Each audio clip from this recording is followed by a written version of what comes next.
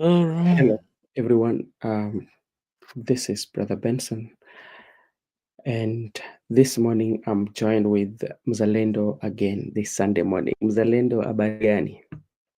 Niko salama Mm, salimini. mhm. Tunashukuru Mwenyezi Mungu kwa Okay, siku ya sawa. leo. Mm. We labda mtu akikuuliza jambo Mm. gani unaweza jivunia kwamba umefanyia nchi yako? Jambo ambalo naweza jivunia Mm, kuwa nimefanyia nchi yangu.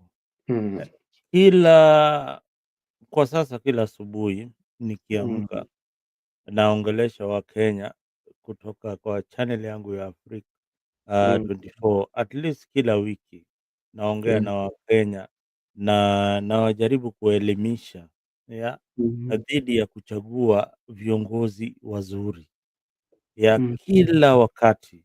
Hiyo ndio jukumu langu kama Mkenya. Kila siku mm, nipatiwe nafasi kama hapa Brother Ben Media, mhm, nikuje niongee na Wakenya na niwaelimishe juu yeah, ya ufisadi, mhm, uongozi bora mhm, na haki zao kama Wakenya. So najivunia ile nafanya kila siku mhm, kama Mkenya. mhm. Na labda tu kuna kauli ambaye Mwalimu Julius Kambarage Nyerere alisema Mm. kwamba CCM wanataka mabadiliko. Wasipoipata ndani ya CCM basi wataitafuta nje ya CCM. Na hiyo kauli nailinganisha na chama cha ODM kwa saizi. Kwa sababu naona kwamba kuna wengi ambao labda kuna ile mabadiliko ambayo labda inatakikana pale ndani. Unadhani hiyo mabadiliko isipopatikana pale kwa ODM wataipata mahali wale ambao labda wanataka mabadiliko? Ah, Nimesema mara mingi ya kuwa mabadiliko huji kwa njia rahisi. Mm. Kitu ambayo lazima tujue ni mabadiliko, hata sisi ile tunajivunia mabadiliko ya usemi, mabadiliko bado tunapigania mabadiliko ya haki ya binadamu, Mhm. mabadiliko katika uongozi ama kwa hizi vyama hazikuji kwa urahisi. Lazima Yeah. kukuwe na hizo kerekere mingi ama kelele Mhm. mingi katika hizi vyama, ndio posa wapate nafasi ya kuchagua wale viongozi wale wanatakikana. Na mimi Mm. nimesema mara mingi, hii kelele unaona inafanyika haswa katika hizi vyama, sasa katika chama cha ODM Mhm. ni kelele ya demokrasia, ni Mm. kelele ya demokrasia, na hii kelele iko na matunda yake, iko na matunda yake. Matunda yake ni uongozi bora, matunda yake ni more scrutiny to our leaders and more accountability is what this noise is all about. Unaona? Mm. Bila hii Yeah. kelele tunarudi kwa chama moja kama KANU, ndio baba na mama. Baba na So mama. unaona kama zile sehemu za Luo Nyanza, eh, Mhm. kama Wajaluo kwa sasa wanasema nyumba yao ni ODM, Odwa Otachiel, Wan Mm. kaka Onagi. Unaona Mm. hizo misemi, Yeah. hizo misemi ni za kuunganisha jamii, lakini unaweza kuunganisha jamii kuwa eh, ku kuwaunganisha pamoja ili wewe mwanasiasa upate nafasi ya kujibinafsisha, Mm. kwa sababu hii jamii itakuangalia ni kama wewe unaangalia masuala yao na masilahi yao, ile Mm. hali tuko na hii uongozi wa devolution, Mm. ya Ugatuzi. ugatuzi, tuko na ugatuzi. So tukiwa na ugatuzi mara mingi nimekuambia hapa katika hii channel ya Brother Ben, that ule jamaa aliandika chapter ya ugatuzi, marehemu Daktari Odhiambo Mbaye alisema hivi kwa jamii ya Wajaluo, na namnukuu, jamii ya Wajaluo hawahitaji uongozi wa urais tena, wanahitaji kufanya kazi kujinufuisha, kujiboresha kimaisha na kutengeneza miradi zao, na hizi hela zinatoka kule national government, unaona. Na ugatuzi ilikuja kwa sababu ule rais alikuwa pale mwanzo, Bwana Moi na Kenyatta, alibagua zile sehemu hazikuwa zinampigia kura, kuwa siasa mbaya, maisha mbaya. So hii ugatuzi ilikuja kwa sababu ya yale Wakenya walipitia na uongozi wa vyama na chama moja cha KANU. Now, Unadhani labda tu pole tu nikukate tu kidogo. Unadhani ilikuwa ni mfumo ambao walikuwa wanatumia ndio ulikuwa unapata kwamba walikuwa waleti maendeleo sehemu fulani, ama ilikuwa tu ni siasa tu ndio ukuwe kama ni mtu ambaye akienda pale mbele yake unagotika na kumuomba ama kumuabudu kwamba baba, mi nataka unipatie maendeleo. Na ukiangalia wakati huo na wakati wa saizi ambao tuko na katiba mpya, bado unapata kwamba foleni kubwa ya watu, ama mara mingi watu bado wanaitwa pale ikulu ya Nairobi, wakiambiwa kwamba lazima ujiungane na serikali ndio labda utapata maendeleo. Utofauti iko wapi? tofauti ni kuwa viongozi wale wako sahi kama Bwana Ruto amefanya kazi na Moi.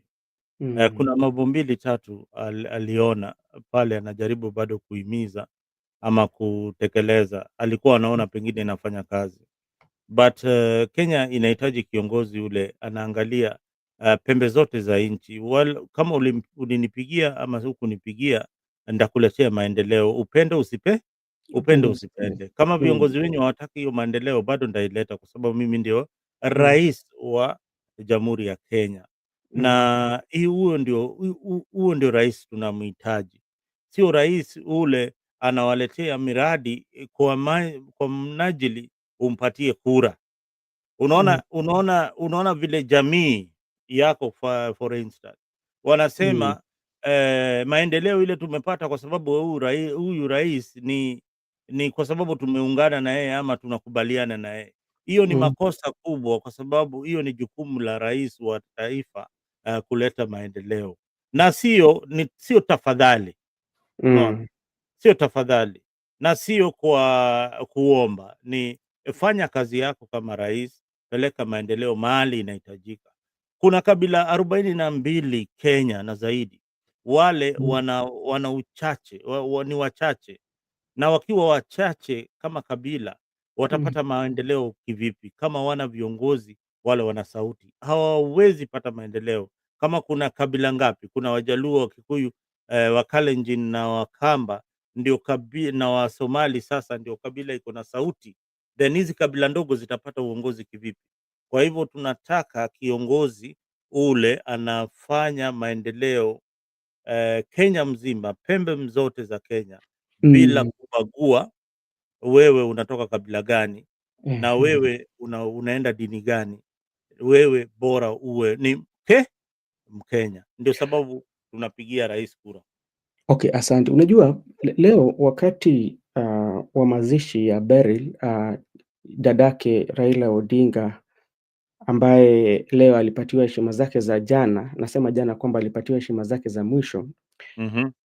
Wakati gavana wa Siaya alikuwa anaongea, akasema jambo fulani kwamba sisi sana sana, kwa sababu nasema sisi kulingana na eneo mimi natoka, kwamba sana sana jamii ya Wajaluo tushakaa kwa serikali ama kuna serikali mengi ambayo labda sisi tushakuwepo.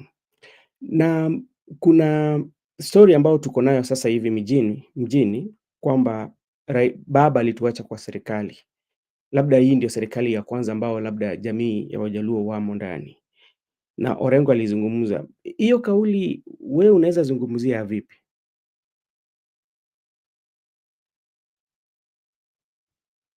Mzalendo uko wapi? Nakusikia kaka. Kauli ya Orengo kusema kwamba jamii ishawahi kuwa kwa serikali. Mm. Na hapa tu wanasema kwamba baba alituacha kwa serikali, na unaona kwamba jamii wanafurahia, hii ndio sasa kinakaa ni serikali ya kwanza ambao labda wako ndani. Wewe unaweza sema nini? Ah, wacha unajua hii mambo Raila ameguzia mara mingi sana, Mm. na akasema, unajua kitu ile wasemi ni alikuwa anamaanisha nini. Um, Uh, Raila hakuwahi sema kwa wakati wowote that mm, nyinyi kama Wajaluo nimewaacha kwa serikali. mm, Hakuwahi sema wakati wowote. Alikuwa mm, amesema kuna zile mikakati, zile 8 points zile alikuwa anataka Bwana Ruto atekeleze, mm, ndio waone kama wataingia kwa utaingia serikali, kwa wafanye kazi pamoja. mm, Kwa hivyo ukiona viongozi wanaongea that alituacha kwa serikali, lakini wasemi zile mikakati alikuwa ameweka pale ya serikali ya Ruto kutekeleza, mm, ndio waone ya kuwa zile vitu Sifuna alikuwa anasoma pale baba akiwa mm, zimetekelezwa. Hawaongei hiyo maneno. So mm, hii njia ya kusema tumewachwa kwa serikali ni njia ya kusema tunataka kufanya kazi na Bwana Ruto, mm, na hiyo ni demokrasia, hiyo ni demokrasia. Hakuna hakuna hakuna demokrasia kusema ya kuwa jamii ya mm, Wajaluo, mm, mm, jamii ya Luo Nation eh, wataungana kusupport candidate fulani, kwa sababu mimi kama natoka hiyo kabila ya Wajaluo, mhm, niko na demokrasia na haki ya kuchagua ule kiongozi namtaka. mhm, Lazima uniuzie sera zako, yeah, nipende ile kitu nasema mhm, na nione maendeleo ile umefanya, ndio nikupigie kura. mm, Waona, tuko na akili ya kutosha, sisi si watoto. Tuko mm, na akili ya kutosha kujua kiongozi ule anafanya kazi. Kama mm, Ruto amefanya kazi, maendeleo yake itaonekana kule Nyanza. Amejenga manyumba, ametengeneza biashara, watu uchumi wa Kenya imeinuka, vijana wamepata ajira, kuna mambo ya usalama iko shwari. Hiyo ndio itanifanya nipige kura. Haitafanya mimi mwenyewe si mkaaji wa kule Nyanza, pengine nakaa kule pwani, unaona, pengine nakaa Nairobi, pengine niko ng'ambo, lakini zile maswala zile zinani affect mimi kama Mkenya, mm, ameziangalia, unaona. Siangalii ya kuwa ameangalia jamii yangu. Hiyo ni naweza sema ni ubinafsi ama selfishness, kwa sababu mm, Mjaluo ama Mkikuyu, sana sana Mjaluo akiangalia ubinafsi wake, alafu mhm, baadaye anateta Gachagua akiangalia ubinafsi ya Wakikuyu, hawa wote ni watu mmoja, akili yao inafikiria the same way. Huwezi complain your tribalism pale na huku nyumbani bado una practice hiyo tribalism. Ile kitu tunasema ni service delivery. If the president is delivering on the 8-point agenda, if you are a member of ODM, and don't believe that everybody who speaks in Luo is a member of ODM, as if it is a birth certificate you are given that wewe ukizaliwa lazima ufuate ODM. No, no, no. Pale ndani ya ODM, pale kwa Wajaluo kuna watu wa KANU, kuna watu wa UDA, kuna cocktail ya hata kuna PDP ile inatoka kule Migori. Sio watu wote wanafikiria chama ni ODM. ODM lazima pia uuze sera zake kwa wananchi ili wapende zile vitu wanafanya, lakini ikikuwa bado wana mzozo katika chama chao cha ODM, then wananchi pia hawana fursa, baada wako na nafasi ya kutafuta vyama zingine ambao hazina kelele. Unaona? Okay. Asanti. Wacha nichukue fursa hii kusalimia wale ambao wanatutazama pia au wanatupatia maoni yao kupitia kwa pale. Naona Angela yuko pale, naona pia Dan pia yuko, Bishop Dan ama Askofu Dan ako pale, naona pia Goodyear pia yuko pale. Mimi nawapatia salamu zangu. Mzalendo, nadhani ulipata nafasi ya kufuata mazishi ya dadake Raila Odinga leo jana nasema, na kulikuwepo na wanasiasa vilevile, kulikuwako na wanafamilia na waombelezaji tu kwa jumla naweza sema. Lakini kuna matukio mengi yalitokea pale ambapo inakuja unajiuliza maswala mengi sana ama maswali mengi sana, kwa sababu katika maisha ya binadamu tunajua tuko siku ya kuzaliwa, kuna siku ile unaoa na siku ile tunakupatia heshima zako za mwisho, na hizo zote tatu ni muhimu katika maisha ya binadamu venye nilisema hapo awali. Lakini jana tuliona wakati maviongozi wengine walikuwa wanakuja, kuna wale walikuja na wafuasi wao ili wapigie kelele ama waonyeshe ubabe wao, na unapata kwamba unakuja na watu kama wao kwa hafla ambayo ni ya huzuni, ambapo mtu anazika dadake, mtu anazika mamake, mtu anazika nyanyake. Viongozi kama hawa ambao wako na tabia kama jana tuliona, we kwako inakupatia picha gani kwa wanasiasa?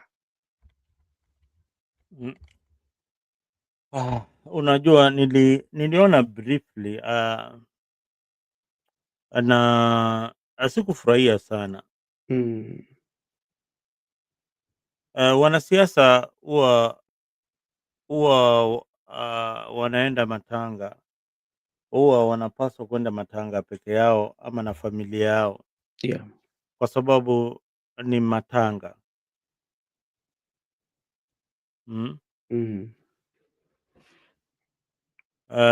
Na wanajua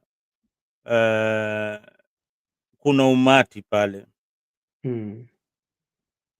wale ama waombolezaji, maybe ni familia, wale wamekuja hapo kwa jinsi kwa mnajili wa kusindikisha dada yao ama mmoja wa familia yao ule amefariki. Yeah. So wanasiasa Kenya mara mingi au hutaka kuonyesha nguvu na wanataka kuonyesha kuwa wana mashabiki. Hiyo ni kuonyesha mashabiki ya kukodeshwa. ni wanalipwa, wanakuwa mobilize. Ni mbinu ya kutishia ama kutisha wapinzani Wow. na wakati wanatisha wapinzani wao, kuna vyombo vya habari kama Afrique Media itachukua hiyo clip, ama Citizen ama Brother Ben itachukua hiyo clip na kuangazia that huyu mwanasiasa alikuwa na nguvu sana akiingia kwa matanga. Sasa siasa za matanga ni campaign zisizo, kwa Kiswahili nzuri naweza sema ni siasa ambazo sio rasmi, hazijatangazwa na hazina mipaka na ni ujumbe wanataka kutuma kwa wapinzani wao ya kuwa ground iko sawa na wazidi ku control the narrative ile wanajaribu kuuza kila wakati. So na pia ni njia moja pia ya kuonyesha ya kuwa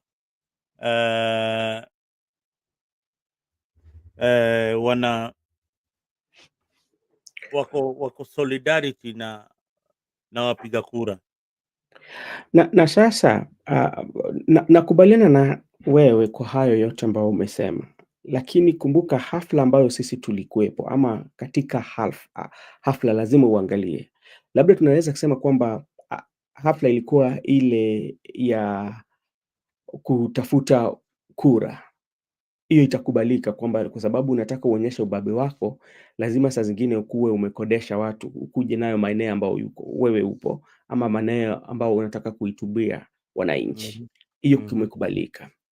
Lakini hapa ni pale wanafamilia wanapatiana heshima za mwisho kwa mmoja wao, wako katika hali ya majonzi na unapata tu inatokea kama vile ilifanyika pale Kakango Kajaramogi wakati Ruth alikuwa anaongea. Uliona hakufurahishwa. Ikabidi Mama Aida pia akuje azungumze na wale, na Mama Aida alikuwa amesema wale vijana ambao mko nje ya hema, tafadhalini. Ni kwamba walikuwa wanajulikana kulingana na venye Mama Aida aliongea, kwa sababu hakusema wale wako ndani, alisema wale ambao wako nje na pia wale ambao wamekuja na wanasiasa. Sasa unapata tabia hii ama tabia kama hii, sisi kama nchi tunaitoa wapi? Hii tabia iko sana iko kwa karibu kabila zote hizi zinatoka Western. Sana ndio naiona. Iko kwa Wajaluo kwa sana, Waluya na pia Kisii kidogo. Kabila ile sionagi wakiwa na hii shamra ni Wakikuyu. Na Wakamba. Hawana hii kelele mingi kwa matanga. Na nawaambia hongera kwao kwa sababu hao wengine wameshindwa kudhibiti na kupatiana the last respect kwa mwenda zake. So unapata political mileage ukiwa wanasiasa wapendi kutumia hela mingi kumobilize, lakini pale kwa matanga watu wako tayari wako pale. So mara mingi kama hawaendi matanga zote, ukae kujua wanaenda matanga ya wakubwa peke yake. Hiyo group kina Babu Owino, kina Gladys Wanga, matanga ya maskini waendi Mm. kabisa, au wanaenda matanga ya wakubwa. Matanga ya maskini inawachiwa maskini, na hakuna mashamra shamra kama hizo, kwa sababu wale pale ni maskini, hawana kitu. Lakini wakienda kwa matanga ya matajiri kuna Mm. umati, na umati huo unavutiwa na wale wageni watakuja pale. Mara mingi Mm. kuna pesa inatolewa pale, kuna chakula, mandhari pale, mnaweza pewa pochopocho kidogo, unaweza onekana kwenye TV Mhm. hivyo, yeah. Mm. Unajua, ona kenye askofu ameandika hapo, Boyd Were came in late with rowdy youths. Na unajua huu ni alichaguliwa tu juzi tu, ameingia bunge mara moja, siku ile alikuwa anaapishwa, lakini matendo hayo yayo yametendeka. Hata kama alikuwa na nia mzuri, lakini kwa familia na kwa macho za watu wengi ama kwa macho ya mtaa, haijampatia sifa mzuri sana. Wacha nikurudishe nyuma. Kuna wakati m Mheshimiwa Mark Nyamita na Mheshimiwa Chila Yako walienda katika mazishi fulani, na hao watu walikuwa na huyu jamaa Kaspal alikuwa anazika mke wake. Mm. Hao watu walikuja wakatoa vurugu mpaka hata Kaspal mwenyewe alikuwa anajua yuko wapi. Na mimi nilikuwa nadhani kwamba Mm. ni viongozi wengine wanaweza chukua somo pale na waone kwamba picha ambayo yaani picha ambayo ilikuwa imeonyeshwa siku hiyo ilikuwa picha mbaya. Na haya mambo ambao walikuwa wanafanya kwa familia ambao wanasema kwamba wanawaheshimu kwa sababu Raila ametokea hapo, na pia ni familia ambao labda nasema wengine wamepata hizo nyadhifa kupitia tu kwa hiyo familia, ukiangalia kwa makini sana. Sasa heshima iko wapi? Heshima hakuna, brother Ben. Mm. Kuna taa moja yangu inanisumbua, lakini najaribu kutengeneza, tutaongea tu. Okay. Heshima Eh. heshima heshima ilipotea kwa Mm. sababu hawa siasa, nikwambia, wanasiasa wanataka kuonekana ya kuwa Mm. wako na watu Mhm. Boyd Were alikuwa anataka kuonekana, mimi sikuchaguliwa tu, lakini Mm. ninapendwa, Inapendwa. na waangalii ya kuwa hapo ni mahali pa mazishi, ni mahali watu wanaomboleza, watu wako na huzuni, watu Mhm. wanaleta furaha zao, hawajaenda mazishi kuomboleza Beryl, walikuwa wameenda Mm. kujionyesha. So hiyo ndio shida sana tuko nayo Ah. kwa hawa viongozi wetu kutoka Nyanza, Mm. juu wajui tofauti ya mazishi na political rally. So Mm. kwao mahali yote kuna watu, hiyo ni rally kwao, na Mm. kujionyesha sisi ndio viongozi, mtatufuata ama mtafuata huyu. Sasa wewe kama ulikuwa mpinzani wa Gladys Wanga ama Boyd Were, Mhm. unashikwa na baridi bwana, unasema huyu ana watu kweli, Mm. ana watu kweli, hata kuzungumza utashindwa kuzungumza. Mm. Hata za ndani sana zinahadithia kwamba hata gavana wa Homa Bay pia alibeba hao wafuasi wa kukodeshwa, wakakuja mpatia sifa zake, Mm. wakati ambapo walikuwa wanazika dada yake Raila Odinga. Asante sana. Wacha nisome hawa wanasema nini. I watched a funeral where an official was drafted in to take names for people who wanted IDs and dish out the IDs which were already processed. I mean, there is no respect for deceased. I tell you, that's where we are. Politics has taken the center stage. Let me see what Father Dan is saying. Father Dan is saying even Gladys Wanga came with a crowd.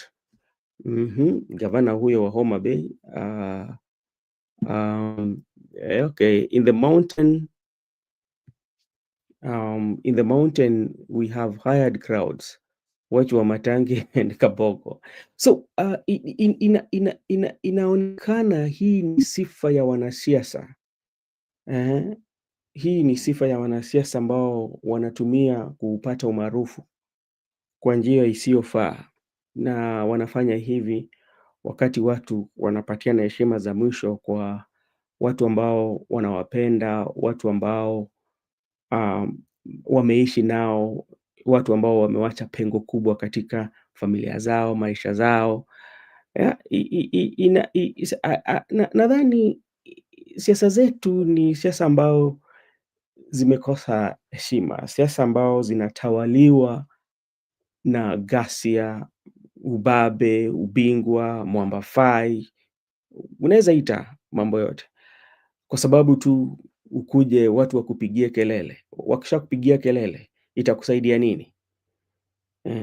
Kama ingekuwa ni unazika mamako, mtu afanye hivyo, utakuwa unazika babu yako, dadako, mume wako, mtu akuje afanye hivyo, utaona kwamba huyu mtu amekukosea heshima.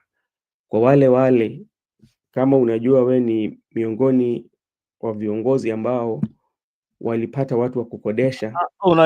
Unajua brother Ben, wewe uiangalii kwa njia ile watu wengine wanaangalia. Kama wewe ulikuwa unazika baba yako na unajua MCA wa hiyo area ni rafiki yako na hajaonekana kwa matanga, wewe ndio mtu wa kwanza kutouliza nani kiongozi gani, mbona hakuji? Mbona hakuji? Mbona hakuji? So ni mambo ambao wamezoea, unaona, ni Okay. mazoeo so ni kitu ambayo inafanyika. We need to condemn it in the best term possible. It is primitive, it is unwanted, and it is uncultural. Okay, wamesikia. Sasa ndugu yangu, kuna pahali pia nataka tuzungumzie. Hebu tuangazie Winnie Odinga kidogo. Winnie Odinga alipatiwa nafasi na mamake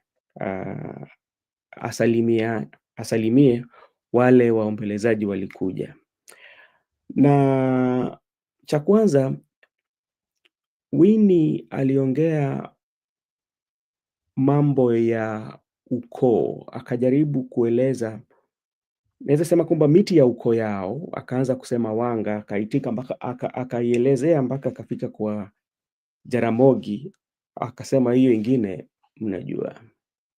Ya pili pia akachukua nafasi akaomba mamake radhi kwamba nipatie dakika zako kama kidogo tu, nichukue hapa nipatie na rafiki yangu asalimie tu watu, akaita Babu Owino. Kwa hizi vitu viwili inakupatia Winnie kama mtu aina gani? Winnie ni mwanasiasa na Winnie amefundishwa na baba yake siasa na nilikwambia jamii ya Jaramogi, jamii ya Raila Odinga bado wajazungumza, bado wanaomboleza baba yao. Na juzi nilikwambia nimekuwa nikifuatilia sana Winnie katika social media post zake zile amekuwa akiweka mara mingi, amekuwa akionyesha mavazi zake na raha na nini na ana impression ile anataka create kwa followers wake. Ni anataka kuwaambia niko tulieni, unaona, tulieni tu, mimi niko. Na Winnie anajua ya kuwa anapendwa na vijana wengi, na pia wafuasi wa baba yake wanamwangalia ya kuwa uongozi yuko katika ndani ya Winnie, kama mtoto wa Raila. Ile uongozi wa Raila na ile ushupavu wa Raila iko katika ndani ya Winnie. Mm. So yeye kualika Babu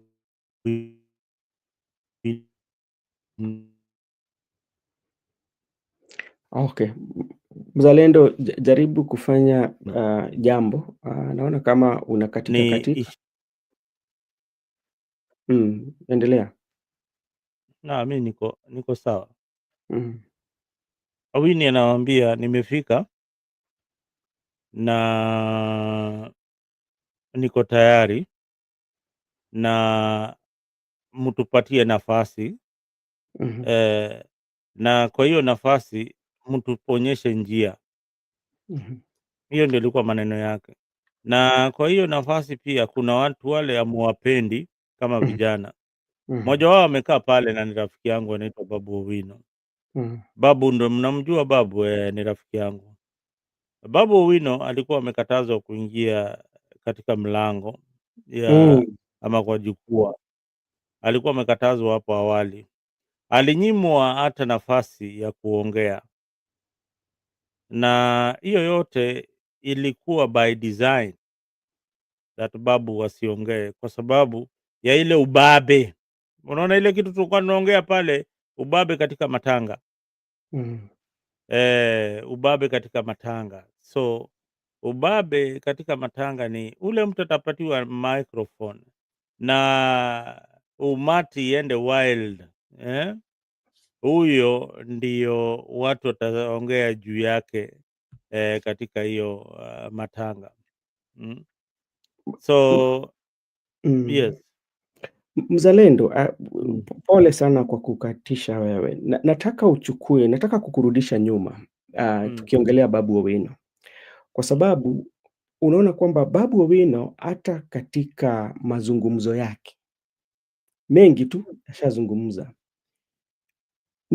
inaonekana ni kwamba mtu ambaye alifanya kazi ama mtu ambaye aliwekeza sana katika chama cha ODM na apati shukrani. Unapata mara mingi huwa anafinywa, kulingana na hata venye wewe umesema. Na ukipata Winnie anasema kwamba ni rafiki yangu na ni wetu,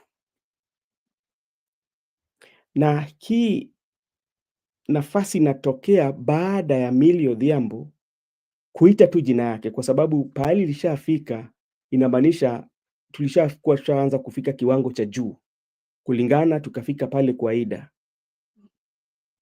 na sasa ndio hapo sasa Babu anakuja, anawekwa na Winnie, anakuja anamuita na anamwambia salimia ukumbi.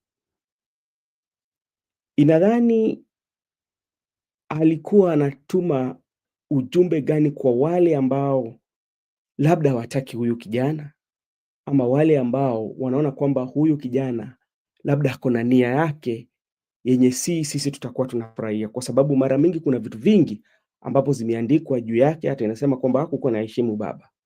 Na sasa kauli hii leo imetengwa. Kauli hii leo Winnie ameipatia jibu, akamwambia rafiki yangu na ni moja wetu. Winnie alitumia jukwaa vizuri sana. Mm. Kwanza aliaddress baba yake Oburu Odinga, his uncle, Mm. indirectly. Mm.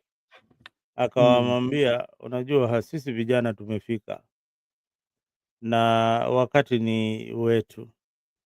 Ile kitu tunataka kwa nyinyi ni mtuonyeshe njia.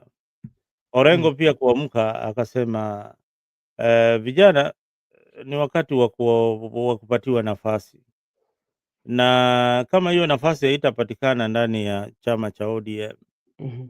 basi vijana watatafuta nafasi nje ya ODM. Ile Mm. wanawambia, nyinyi wazee, kama mnataka hii chama ikuwe ni yenyu, basi itakuwa ni yenyu. Lakini Winnie anasema yes, hii chama ni ya baba yangu, na kama ni ya baba yangu pia mimi niko na usemi. Mm. Niko na usemi. na akasema alianza huko Mombasa, akamwambia kuna watu wanauza chama, wako na sisi hapa, lakini usiku wako na Bwana Ruto wakiuza chama. Kuna wakati pia akasema, mimi Junet hata sitaki uniongeleshe. Na ukaangalia kwa hizi mikakati yote rafiki wa Raila karibu ama wa karibu sana, ule mouthpiece wa Raila Odinga alikuwa ni Junet Mohamed. Ako wapi? Mbona mjiulizi huyu jamaa yuko wapi? Haonekani kwa hizi hafla za chama cha ODM. Anaonekana mara moja. Haya, pia kuna wale watu kama Sifuna, wale walikuwa wanaweza soma siasa. Na wacha nikurudishe nyuma brother Ben kidogo. Huyu Babu Owino msimuone hivyo. Babu Owino wakishindwa uchaguzi na Bwana Ruto, alitoa press conference, akahojiwa, akaambiwa, akaulizwa mlishindwaje hii kura? Anasema hii kitu ilipangwa kitambo sana. Wewe nielezee ni aje, hata nyi wengi mliona hiyo conference.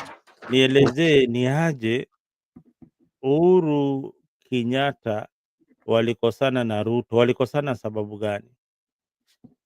Hebu kama uko kule nyumbani unaweza niambia Uhuru na Ruto walikosana sababu gani? Alafu tukirudi hapa uniambie kwa nini unadhani Bwana Ruto alikosana na bwana Bwana Gachagua. Uniambie ni sababu gani Ruto wamekosana na Gachagua, na ili hali ukae ukijua Gachagua alikuwa amesimamia Mlima Kenya. Hiyo ndio ukabila ilikuwa hapo mwanzoni. Wewe simama huko kwa mlima kwa Kikuyu, leta kura zao na tufanye kazi pamoja. Alafu baadaye unasikia huyu jamaa tumekosana na yeye juu ya ukabila. So kuna mambo mingi kwa hii siasa ile, msidanganywe tu na smoke screen. Kuna undani wa siasa ile amjui, na mtakuja kujua pale mbele. Okay. Na sasa kulingana na kauli ya Winnie sana sana kwa Babu, kwa sababu hii ilikuwa ni kitu kikubwa sana, naweza sema kwa Babu, kwa sababu hii ilikuwa wakati ambapo Mama Ida mwenyewe ndiye alikuwa anafaa aongee, na kwa wakati huo Winnie akaomba ruhusa kwa mama yake, nipatie. Ukiangalia sasa siasa ya Babu, na hapo hata awali ukienda katika mtandao ya jamii, kuna maandishi amesema pale kwamba walikataa nisiongee, lakini wananchi wakaamua.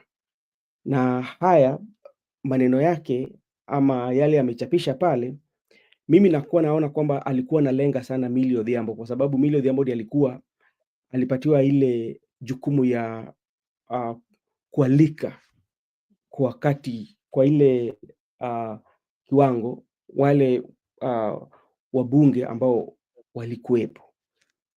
Hiyo ni kama amerusha dongo kule. Lakini sasa kwa siasa ya Babu na kwa ODM kama chama, ni taarifa gani labda Winnie anawaambia? Asi vile tu nimlikuelezea hapo awali that Winnie anawaambia au sisi kama vijana tutaungana na watu kama like-minded, watu kama Babu Owino. Nyinyi wengine you are not like-minded leaders. Sera zenyu na zetu ni tofauti sana. Sisi kama vijana kuna vitu tunaangalia, ama viongozi wa kesho kuna vitu tunaangalia, lakini hatuioni kwa Gladys Wanga, hatuioni kwa Milly Mabona, tunaiona kwa viongozi wengine kama Babu Owino, Edwin Sifuna, James Orengo, Caleb Amisi. Naweza wataja wengi sana wale wanaangalia siasa kwa njia tofauti. Okay. Asante sana. Na wacha tukuje kwa Winnie kwa sababu kuna jambo hujagusia hapo. Nilikuuliza tu Winnie kupatiana taarifa ama kupatiana hadithi fupi ukoo yao. Na unajua ukiangalia siasa za Raila sana sana ikiwa eneo la Luo Nyanza akienda kwa matanga utapata kwamba hivyo venye Winnie alikuwa anasema kwamba alikuwa amependa kutoa hiyo hadithi ya ukoo. Na tunaona Winnie Winnie pia yuko hapo. Inamaanisha nini? nilikuwa nimesahau. Eh. Winnie kuleta hiyo narrative ya yeye anajua ukoo ya jamii ya Wajaluo na anaangalia ya kuwa watamuunga mkono. Alienda mpaka kule chini kabisa, akafika kwa Raila Odinga kwa Jaramogi, akasema hiyo wengine yote nyinyi mnajua, baada ya Jaramogi ni baada ya Raila Odinga ni mujijazie. Unanielewa? So aliwacha hiyo blank na akaacha question mark, mujijazie hiyo ukoo hiyo, na akasema hiyo familia yao ilikuwa ni ya royalty. So hiyo vitu yote alisema pale ni kuangalia siasa yake huko mbele, na anawakumbusha tu. Baba yangu alikuwa anasema hizi vitu, hata mimi naweza zisema. So nikizisema msikae msione ni kama sijui ukoo na mali tunaelekea. Najua pale tulianzia na mali tunaenda. Pale kama tulitoka huko Southern Sudan vile huyu jamaa Winnie was grounding herself and starting with a joke from Southern Sudan. Yani alikuwa anawaambia exactly Dan. Alikuwa anawaambia mimi najua hiyo ukoo wangu. Nimefundishwa na baba yangu. Nimekuwa na yeye kwa hii siasa. Na pale amewachia, mimi nitachukulia hapo kuendelea mbele. Asante sana mzalendo kwa hayo. Pia nashukuru Father Dan pia anatuelezea hapo vizuri sana juu ya mwanadada Winnie Odinga ambaye naweza sema kwamba anashangaza wengi na nadhani pia atakuwa miiba kwa wanasiasa wengi wa ODM. Utapata kwamba naamini kwa siku zijazo itakuwa ni nadra sana yeye kupatiwa nafasi, kwa sababu labda matamshi ambayo anatoa haiendani ama haiambatani na yale fikra na mawazo ya wale mavigogo ambao ama tuseme kwamba wale umri wao umeenda sana katika chama. Atakuwa anazungumza kinyume na matarajio yao na itakuwa ni si kitu ambacho itakuwa ni vyema kwao. Utapata kwamba kwa sababu unajua hapa siasa kumejawa na fitna na unasema ubinafsi. Ukiona kama mtu anasema vitu ambazo anapata kupata uungwaji mkono sana sana kwa vijana, utasema hapana, huyu lazima tumfatie mbinu ya kuua ama kufanya hiyo maarufu yake iende chini. Mzalendo, jambo la pili ambao pia tunataka tuzungumzie, nataka unipatie kwa undani zaidi. Seneta wa Homa Bay alisema jambo ambalo wengi hawajawahi sema, kwa sababu tangu baba azikwe ama tangu baba afariki apatiwe heshima zake za mwisho, kila kiongozi amekuwa akisema yote yenye baba alimwambia. Tumeona wengi, baba aliniambia tubaki hivi, baba alisema tubaki kwa broad based government, baba alisema. Lakini Otieno akauliza Kalonzo, mbona yeye asiseme kenye baba alimwambia? Ama ni mpango gani ambao walikuwa nayo na baba, na Kalonzo pia akamjibu kwa usomi mkubwa. Mi naweza sema hivyo kama mwanasiasa mkongwe, unaona. Unadhani Kajwang' alikuwa anatafuta jambo gani kutoka kwa Kalonzo? Ama alikuwa anatuma ujumbe gani kwa watu ambao walikuwa pale kwa msiba, wakati wa hafla hiyo ya kupeana heshima za mwisho, na hata wale wanasiasa ambao hawakukuwa pale, kwa sababu wamesema wanampenda, lakini urafiki wake ambao wako nao na wengine. Nadhani ulisikia hapo. Hebu hapo wewe unaweza sema aje?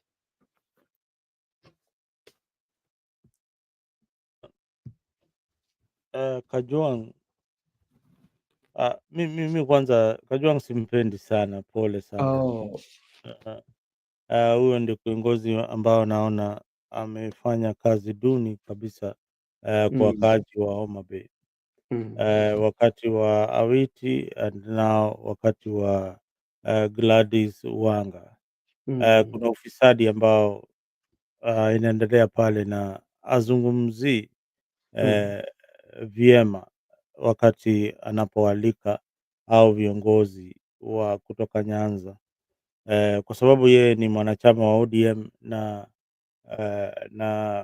wengi wao kama huyo ni chairman wake, mhm, hawawezi ku-investigate chairman wake kabisa. So kuna hii siasa, kuna shida mingi sana katika eh, hii au viongozi ambao wameshikilia viti kubwa kwa chama, mm, na wakienda pale Senate wanahojiwa na memba wa chama yao. mm, Katika huyo memba hana kiti yoyote kwa chama, lakini saa hii unataka ahoji chairman wa chama yake. mhm, It doesn't make sense at all. But mhm, anyway, wacha turudi kwa bwana Kajwang'.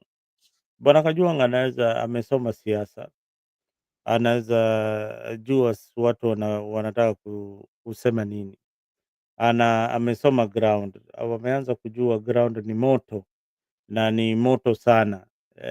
Ni moto sana kwa wanasiasa wale wafanyi kazi kwa wananchi, wanasiasa wale pale bungeni wamezembea, na yeye kuuliza Kalonzo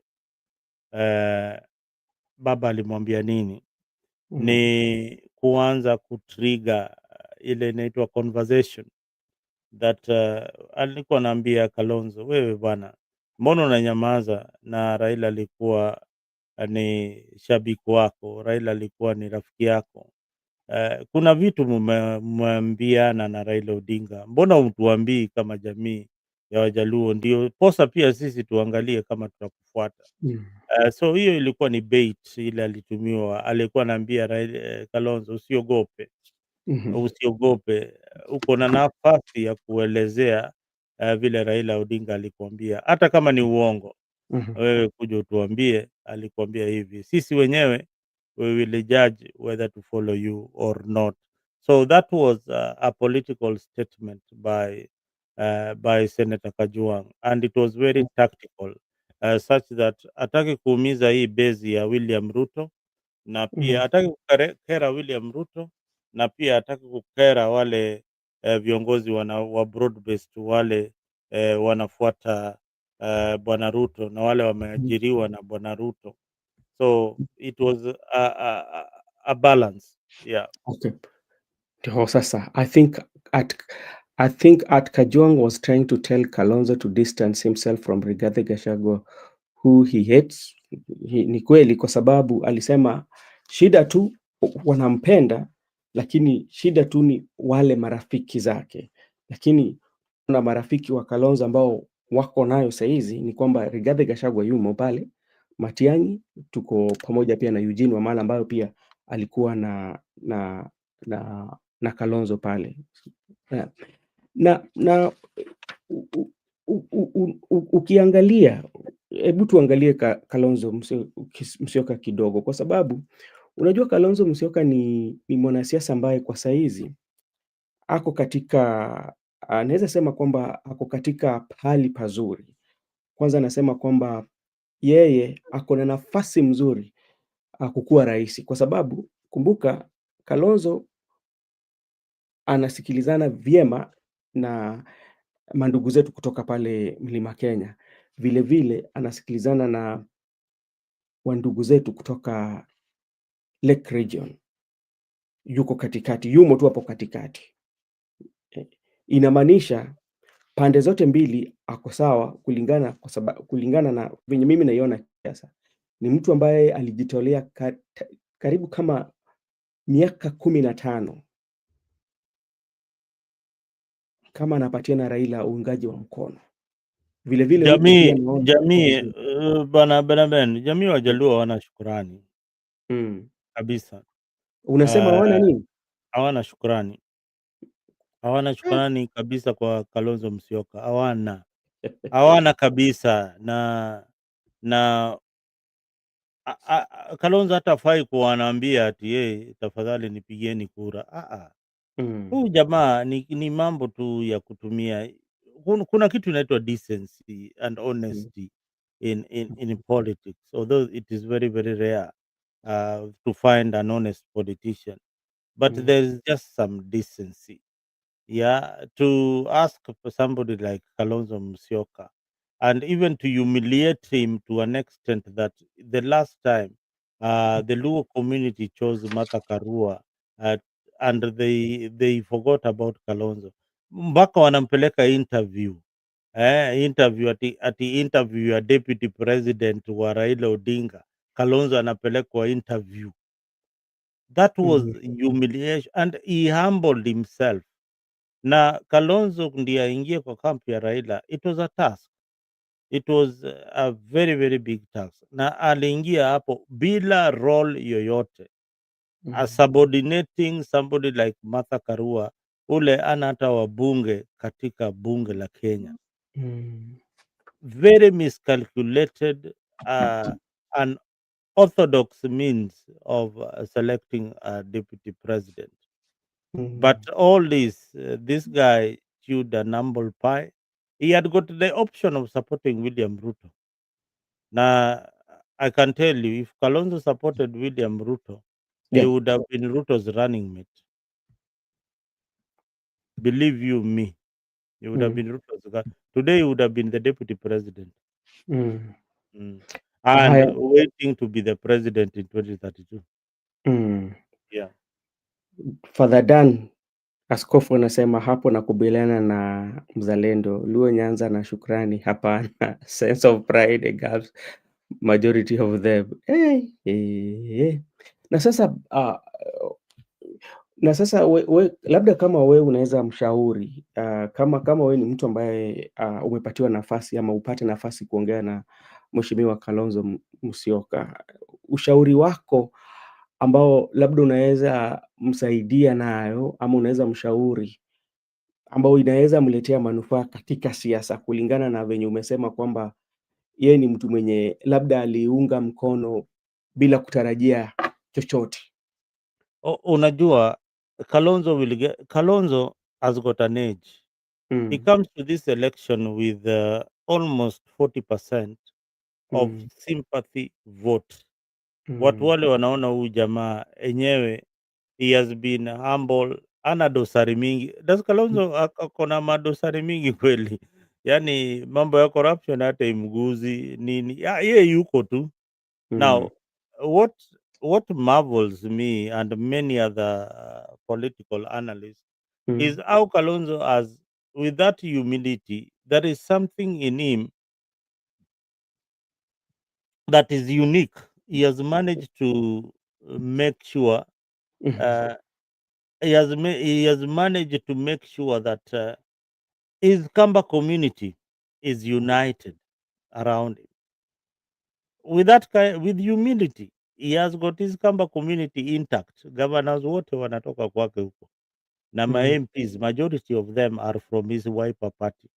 Yeah, Mhm. he's not a combatant leader like Raila Odinga or Gachagua or any other leader, and he's not very vocal. You don't see him in pressers all the time, but he has managed to put his house in order, and those Kamba people listen to Kalonzo Musyoka, despite uh, having brought zero development during his tenure as Mm. vice president in Yeah. that region. There is just something unique about Kalonzo Musyoka that the Kamba people like.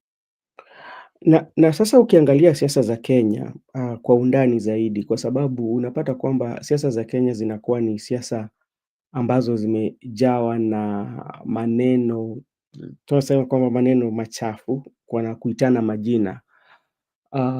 Na katika siasa ambayo labda yeye anacheza, unaona kama labda kutakuwepo kwamba upinzani wa pamoja wampatie nafasi kushindana na Rais William Ruto, unaona kwamba ataweza kweli?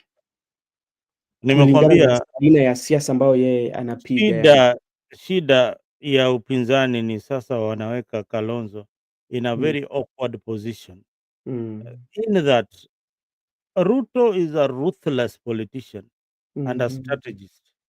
mhm, Yuko mbele yao in terms of strategy, in terms of money, ako mbele yao. Now wewe unakuja late in the game, hamjajipanga mpaka saa hii mkajua presidential candidate wenyu ni nani. Bado mm. mko kwa makanisa, mko sijui wapi, bado hamuna hata secretariat ya kurun, hamuna spokesperson wa hii opposition alikuwa ni ule Mukisa Mukisa Kitui, Kitui. Daktari Mukisa Kitui. Hata hajawahi ongea, hata sijui kama alirudi ng'ambo ama yuko Geneva ama yuko pande gani. Mm, Another bogus useless guy wamemweka hapo kama spokesperson. This position needed people who are vibrant, people who would be telling people, giving direction of what the opposition is doing and speaking in one voice. But now everybody is Matiangi yuko huko na wakisi wake huko, yeye ameshinda huko na mandizi huko, mm, ako huko na gaki sijui ni hivyo huko Bone huko kwa kina Alex huko, amekwama huko. Haya, mwingine amekwama na usapere huko Central mm, Kenya. mhm, So when are they going to go to other communities? When mm, not even go to other communities, when are they going to choose their leader? mm, Yani mtu mmoja ule, huyu ndio sasa presidential candidate wetu. By the mhm, time wanamchagua akuwe ametusiwa, akuwe amefanywa mm, nini, by the time watu wanaenda kwa ballot, already people are getting used to the presidential candidate wa opposition. But sahi as it is, some people ukiendea huko Central, watu wengine wanadhani Gachagua atakuwa rais. mm, The way he talks, he's the one, is the presidential candidate. Haya, ukienda huko sehemu za Kisii, Alex anajua Matiang'i ndio candidate wetu. Haya, ukienda Kisii pengine huko Nyamira, the same mm, thing. Hapa Kisii town Maraga ndio wanaongea juu yake. Hmm? mm. Hmm? Yep. So it's crazy. It is crazy. They need to be organized. They need to be Na organized in good time. so like we kwako unaona kwamba ni wapi ambao labda wanafaa waanze nayo, labda watengeneze uh, watengeneze nini? Do you feel Look, like they they should need they need to look for a formula of getting their candidate, their presidential candidate, either mm, either through a consensus or through the many dialogues that they have with the people, mhm, and they decide on who is going to be our flag bearer and who is going to be the deputy president, so that in case there is a fallout, they already know that uh, this guy is not with us, is going to run alone. That is mm. very, very important, because 1 year to election is not good enough for them to campaign and beat William Ruto. William Ruto is a step away ahead of them. And when you talk about resource mobilization and um, uh, where money will play part, especially when it come to that. And you see how President William Ruto in the churches sometimes in a week he donates more than 50 million. Mm. That's only on a day, especially in some churches. And you look at opposition, do you see them having such much uh, resource in terms of money to move across the country? They might not have that kind of resource Mhm, to move around Kenya. What is important right now is that they can't uh, match William Ruto's finances or the money that uh, they have stolen in government. They mhm, can't match that. But yeah. what do they really need? What do they really need? You see, what is there in a presidential campaign? First of all, Ben. First, there is TV adverts, radio, social media, billboards, and things like that. Yeah, Mhm, all over the country. Do you mhm. know how much that costs? Give me a figure of putting approximately how much, if you are there, how much do you think it will cost putting billboards across the country? Can it be of 100 million? What do you mean 100 million? That is little money. Mm, That is peanuts. That is peanuts. Almost 500, almost 500,000 mm, USD dollars. mm, Now wakianza kutravel kwenda sijui wapi wapi wapi, eh? It is another expense. Haya, kuna security, kuna staff, kuna logistics zingine kama kuprint ma t-shirts na nini, ma capes na nini, mhm, some other millions zinaenda huko. mhm. But Mm? now, And let, then the problem is hii pesa inatoka kwa the presidential candidate and maybe the people who are around him, wale wana support. So wale mhm, wakichaguana, sasa mm, ndio utapata ule analeta pesa mingi ndio anapata stakes mingi kwa serikali ikifomiwa. Mm? mm. But Now, it is a lot of money, mhm, and they need not to waste time because there's need for strategy, there's a mhm, need for uh, there's a need for strategy, then there's a need for messaging. mm.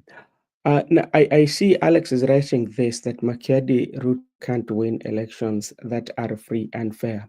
So maybe my question to Alex is, if that is the case, then is there any way or any strategy that opposition, the united opposition, can put in place so that um, To ensure that elections are free and fair. I don't know what kind of a question Alex is that. You see, mm, uh, who controls IBC? Who chooses IBC? It is him. So what Alex is saying in short is that the oppositions have lost the election. That is mm, what he's saying in short. mm. So whatever they are doing or whatever we are saying here, it is useless because first of all, it's Ruto who controls IBC. Now, Mzalendo, you spoke about Matiangi and you are not uh, giving him credit, but we've seen, especially when he's in the top podium, I mean, Matiangi tend to articulate issues very well and talking about the issues that the real issues that are affecting Kenyans. What, how do you want him to maybe to address the public, or where do you feel that he should be visiting? If not, you've said that he's been in Kisi, but I've seen Matiangi in different parts of the country. Politics is just not the politics that we are used to. Yeah. in Kenya Mhm. is not boardroom politics. The Mm. politics we are used to is mobilization politics. The politics now has even advanced to goonism. Gunism. Yeah, goonism. Now, that is the kind of politics that Kenyans are used to. Now, when you get a group of technocrats or you are addressing like 50 people and articulating, and these people are listening to you, Mm. those are those are not necessary. Yes, they will vote for you, but where is the politics in Kenya found? Mm. The politics in Kenya is found in funerals, is Mhm. found in rallies, political rallies, and politics in Kenya is made in the streets Mhm. of uh, of Kenya. Mhm. In the streets, that is where the politics is made. So this conversation that Matiang'i is having with a group of five or going to some friendly places, he needs to go to places that are very hostile. That is where the politics is, and we see is the reaction, and we see what really happens. Matiang'i sijaona amepigwa tear gas. Umeshamwona amepigwa tear gas mahali? Wakati Mm? walikuwa wameenda na anatembea. Oh, walikuwa wanatembea, pengine hiyo ndio moja amepigwa. Anafaa kupigwa matia gas kadhaa ndio akuwe kiongozi Kenya. Mhm. So for you, you don't see as right now, you don't see your position, No, unless. if elections are held today, Ben, elections ifanywe saa hii, Mhm. wakati huu saa hii, Ruto will beat the opposition leaders Okay. hands down. Now, let's come to especially go to Mount Kenya, and we have Jubilee here. That is right now, Matiang'i seems to be the face of Jubilee as we speak. And we have Jubilee, which we know former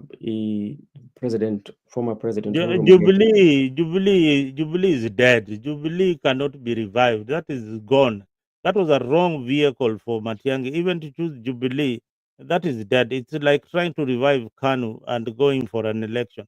Jubilee gives us bad memories. It gives us goosebumps. We think about Uhuru. We don't think about Matiang'i as the head of Jubilee. There is nothing in Jubilee. It's just a shell. Yeye na kioni pale. Matiang'i would have come with his own vehicle kutoka huko Kisii, apate support kutoka kina Alex huko, kina Kibagendi huko wamsupport, wakuje na chama ya Wakisii huko, ndio waungane na Jubilee, waachie Kioni Jubilee, waungane na Jubilee, waform an alliance. Moving What around about with Jubilee is dead. what about those It's like from? telling, listen, it's like telling me Matiang'i is the Kanu presidential candidate. But what is wrong with him being the presidential candidate? Because like by him coming, based on his I character. have not told you, I have not said that there is something wrong with Matiang'i being the presidential candidate. But What you're I've said saying is that with Jubilee. the vehicle that is using for to campaign is Jubilee, and that is a wrong party. Why? What makes you think he's a wrong party? It is like it's. Let me give you a good example that you will relate to. It is Matiang'i coming with the Kanu and saying that Kanu ni baba na mama na tumpigie kura na chama cha Kanu. We remember the atrocities za Kanu. We remember everything about Kanu. We remember all the wrong things about Jubilee. We remember the wrong things about the Jubilee Party and Uhuru Kenyatta. So there is nothing new that Matiang'i is going to trigger in Jubilee. That after all, most of the MPs in Jubilee have since defected to DCP. So let's think this way, Mzalendo. You talk about Kanu, as you know very well that the current president was in Kanu. So by him coming out of Kanu and coming out of Kanu now is the president with the UDA. What is the difference? Hmm? What's Who? the difference? The same person, The who came from where? current president. That He is a has that history of cunning. metamorphosis. That is the life of unaona, egg, lava, pupa, and then you get butterfly. That is the metamorphosis of a politician. Alitoka KANU akakuja hapo. KANU is dead. Ruto would not have vied in KANU and won the presidency.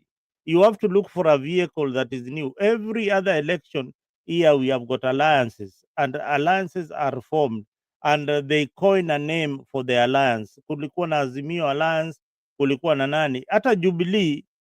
Anyway, maybe let me just correct my earlier statement. Jubilee will form alliances with other party, and they will form. They will have a name, an Yeah. alliance, but Mhm. it will not run alone because it can't go it alone. It has to merge with the DCP. It has to merge with Wiper to form a government. Now, Mhm. by now, they should have known that Matiang'i is our candidate. That is Mhm. what I'm saying. By now, they should know that Matiang'i is our candidate. And if they don't know by now that Matiang'i is the candidate for the grand opposition, I don't know how they will be calling themselves. Mhm. And they also need to get a name. They also need to get a name. They also need to get an identity. They also need to get colors. There's a lot that goes about. Mm. Father Dan is saying parties don't make good leaders, but good leaders can clean parties. There's no cleaning Jubilee bwana. Mbona KANU wajawahi clean mpaka sahii wadhadani? Mm. Enda usafishe KANU alafu kuja uniambie vile umefika nayo wapi. Mm. This is Makiadi. Makiadi amepotea sana. Richard Makiadi. Raila supporters have a soft spot for Kalonzo. The only thing that complicates the matrix is the Murima tribalist. And I told you that. That's what What? even what Senator Otieno Kajwang said. Makiadi, let me answer you. There's no difference between a Raila supporter and a Gachagua supporter, especially those from Luo Nyanza. They're the same. Why do you say so? They're all tribalists. Hmm. Okay. All right. Let me see. Alex anasema you seems to be double-minded, my brother, according to Alex. I'm not. What is the difference between a Luo supporting Raila Odinga in Luo Nyanza and a Kikuyu supporting Gachagua in Central Province? What is the difference? The only thing that drives them is tribalism. Luo Nation, Kikuyu Nation. What is that? Kamba Nation. All these are tribal. Kisi supporting Matiangi. All that is a tribal driven narratives. There's nothing there. Mm. Mm. All right. Thank you so much, Mzalendo. And maybe let me go back to your county because like your county seems to be having a lot of conversation even today. Um, there's a meeting that is supposed to take place in Kindu Bay. I don't know whether you're aware of that. And there are those who are saying that there are quite a number of some goons that have been brought all the way from Kisumu to go to Kindu Bay. Why is your county thrive on goonism? Why? What is making it to thrive on goonism? There is the nature of a Luo. There's our nature. There's our nature. There's our attitude. How we look at things. How we Mm, react to things. How when I tell you I will beat you, I will definitely do it. It's not a joke. You and I'll. It's not. We can't negotiate about it. mm, You understand? When I tell you Ben, mm, mi nitakupiga eh, mm, ujue kabla hiyo word ndakupiga ishe, mjaluo ashakupiga ngumi. Unanielewa?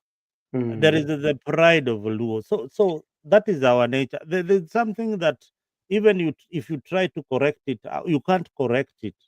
You can't correct mm, it. It's not like they like the aggressive politician, like Raila Odinga, you have to have aggression. That is why they find it difficult to support somebody like Kalonzo, because Kalonzo is a bit timid. He's not aggressive like the leaders they've had before, Jaramogi, the late Tomboya, and now the late Raila Odinga.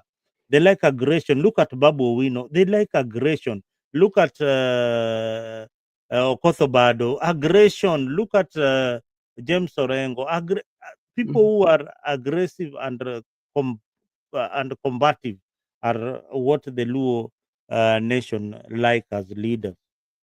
So does it mean that this is something that will not end anytime soon? No, because we have got children that we give birth to who carry our genes.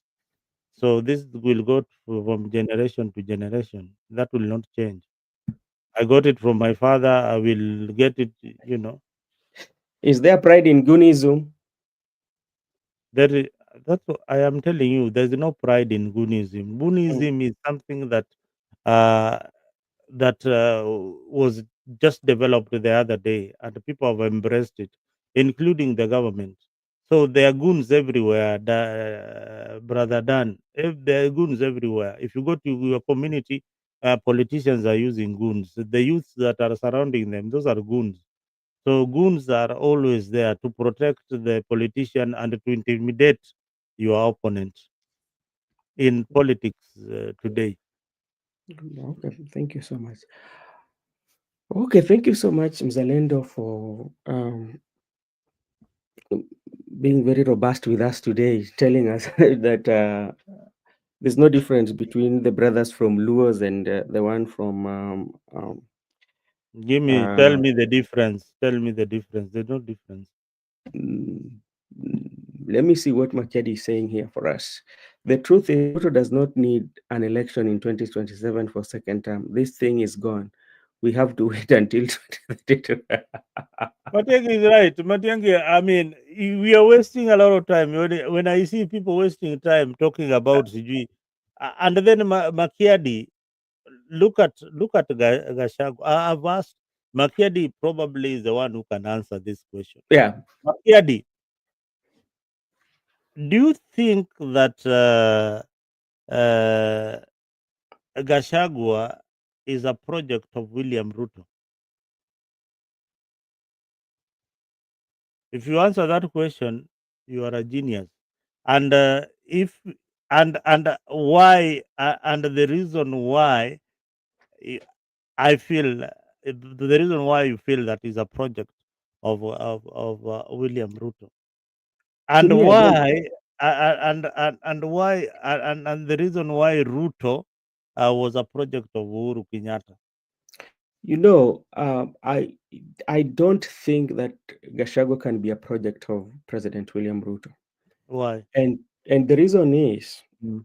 you know, if you look at the disagreement that was between President Uhuru Muigai Kenyatta and President William Ruto, they had their differences, but Uhuru Kenyatta did not want to kill Ruto's career. Okay. Wait a minute. Mhm. When Gachagua says that wewe bwana Ruto ukitaka kuingia Mm. mlima Kenya Mm. ukitaka kuingia mlima Kenya, tafadhali Mm. mm, Mm. tafadhali lazima unipitie kwanza, lazima uongee na mimi kwanza. Anamaanisha nini? Si anamaanisha kwamba Central Kenya ni yake. Wacha, let me send a link to Makiadi. Let me put it over there so that Makiadi could come in. I don't know. So at least even Alex can come and share with us. Mm, I don't think so, because like if he was the project of president, We president nimekwambia could huyu have not jamaa impeached him. mi hata uniconvince namna gani? Walikosana wapi? Na uniambie reason walikosana mpaka Mm. waachane. Hakuna kitu kama hiyo. Hizo ni pang'ang'a tu. If you don't believe Walikosana. me, That's why eh, he was impeached. walikosana. Na walikosana yeye ni wapi? Walikosana sababu ya nini? Brother Ben, walikosana sababu ya nini? Gachagua has always told you the reason why. Makiadi, that is the link. Now come and at least share with us and convince us why you Hakuna think this is kubishana. gone. But now, where do we put the votes for the millennials and the Gen Z? The millennials and the Gen Zs are scattered. Alex is a boomer ama yeye yuko pande yeye hata bado anatafuta hata sijui yuko pande gani. Yeye yeye yeye sijui kama yuko ODM ama yuko Jubilee ama yuko yeye yuko tu hapo, yeye bado yeye ni bendera. Yeye pale atapelekwa hivi ataenda, pale atapelekwa hivi ataenda, but Mm. ukweli ni Mm. ukweli wa mambo ni hivi. Gen Zs are scattered. There are those who are Gen Zs who are going to vote for William Samoei Ruto. There are just Gen Zs who are going to vote for the opposition. There are just the Gen Zs who are going to vote for one of their own. Ukai kujua Boniface Mwangi pia yuko kwa debe. Another joker there called Boniface Mwangi ako kwa debe, anataka kuwa rais. Si alikuwa anaitisha pesa ya campaign. Na hao vijana unajua hao wanataka pesa kwa sababu pesa is the main thing, na hawana hiyo pesa. Join Mm. watu wale wako na pesa, alafu uingie bunge ama uingie MCA ama uingie nini, ujaribu kubadilisha vitu. Lakini huwezi toka tu ukuwe rais na una hela. Nani utakampeni aje? Gari sijui lazima uweke mafuta. Ndege kwanza tulipiga hesabu ya kuchukua tu ndege for 2 hours, it's how many millions? Sijui ni 400 300 million. Mm. Ukichukua ndege ya all day, But ukichukua mzalendo, ndege ya all day ni pesa ngapi? A billion. wacha nikuulize swali, kama tuseme kwamba hawa mavijana ya kizazi kipya na hawa millennials, kama wanajua labda vitu ambazo hawa wanataka ama aina ya kiongozi ambao wanataka, watahitaji fedha kweli? Pesa wanaweza chukua, lakini wanaweza piga kura You know, kwa I think what happened to these young people, they were intimidated and to submission, because I don't mm, see any of them.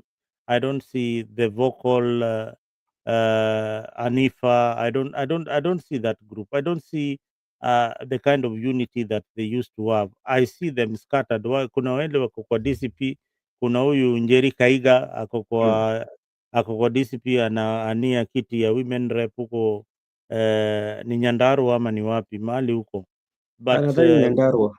kuna huyu anaitwaje, Kasamuel, maybe waiting for a nomination or anataka kukuwa senator wa Nairobi.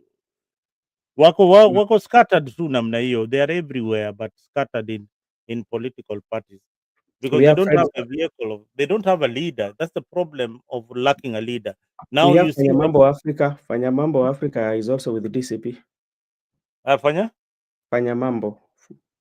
Fanya mambo Afrika alikuwa namba 6 MCA huko Gadagoreti. Kuna value anaongezea DPP. That Let is me too see. much English, too much English, too much Uh, English is dangerous. Brother Benson Media, you can talk about friends' character without offending, but as form of distraction, just the way Gachagua is doing with Ruto. Exactly, good year, because this I don't with personally, ukiniuliza, I have tried kuangalia hao jamaa walikosania wapi, it is nowhere, but I told you this is a game and it's being played by very intelligent people. They know very well that the ping pong game between the Kalenjin and the Kikuyu community was not Mm. going to last for a very long time. So they have to create a distraction. If you can't get this, then you'll not get any politics. No, Mzalendo, to me, I don't think so. You will Especially, never get that. This is now beyond your pay grade, brother Ben. Hii sasa iko beyond wewe. Hii ni mimi tu ndo najua. Hii ni mm, ping pong game, ni kuingiza kuingiza anaitwaje, this guy professor Kindiki, na Kindiki akishaingia Kindiki, do you know Kindiki, who knows Kindiki's tribe? Kindiki ni mkabila gani? Kindiki Unaona anatoka Tharaka-Nithi huko. Unaona umefikiria mara mbili, yani hiyo kufikiria mara mbili hiyo it fits the bill.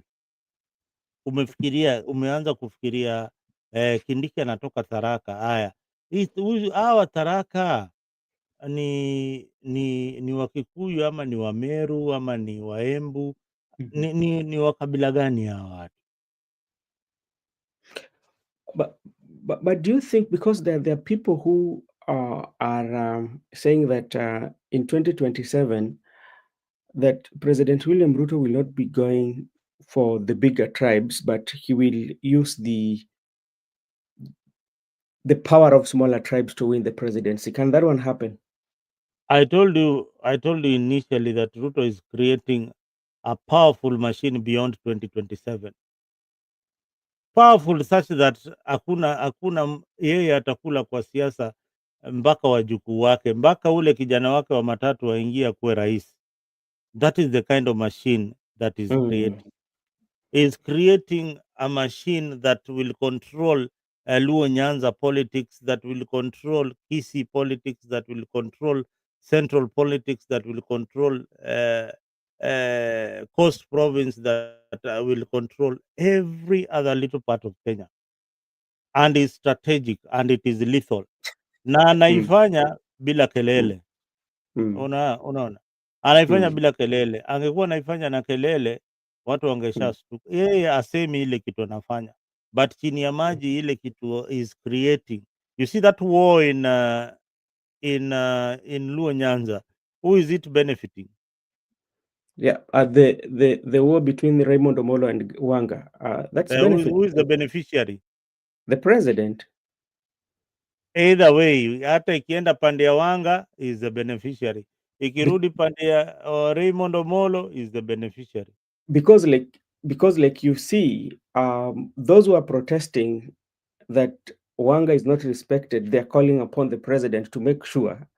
Those who are protesting for Raymond Omolo, all of them are calling the president. So which means all of them are supporting the president. All of them are supporting the president. So which means the president is the one benefiting. So it means that the president does not need either of them. Do you get the point? But he's already with the people. Ameshaingia kwa wananchi such that the people are asking the president to come in between and stop the war as their leader.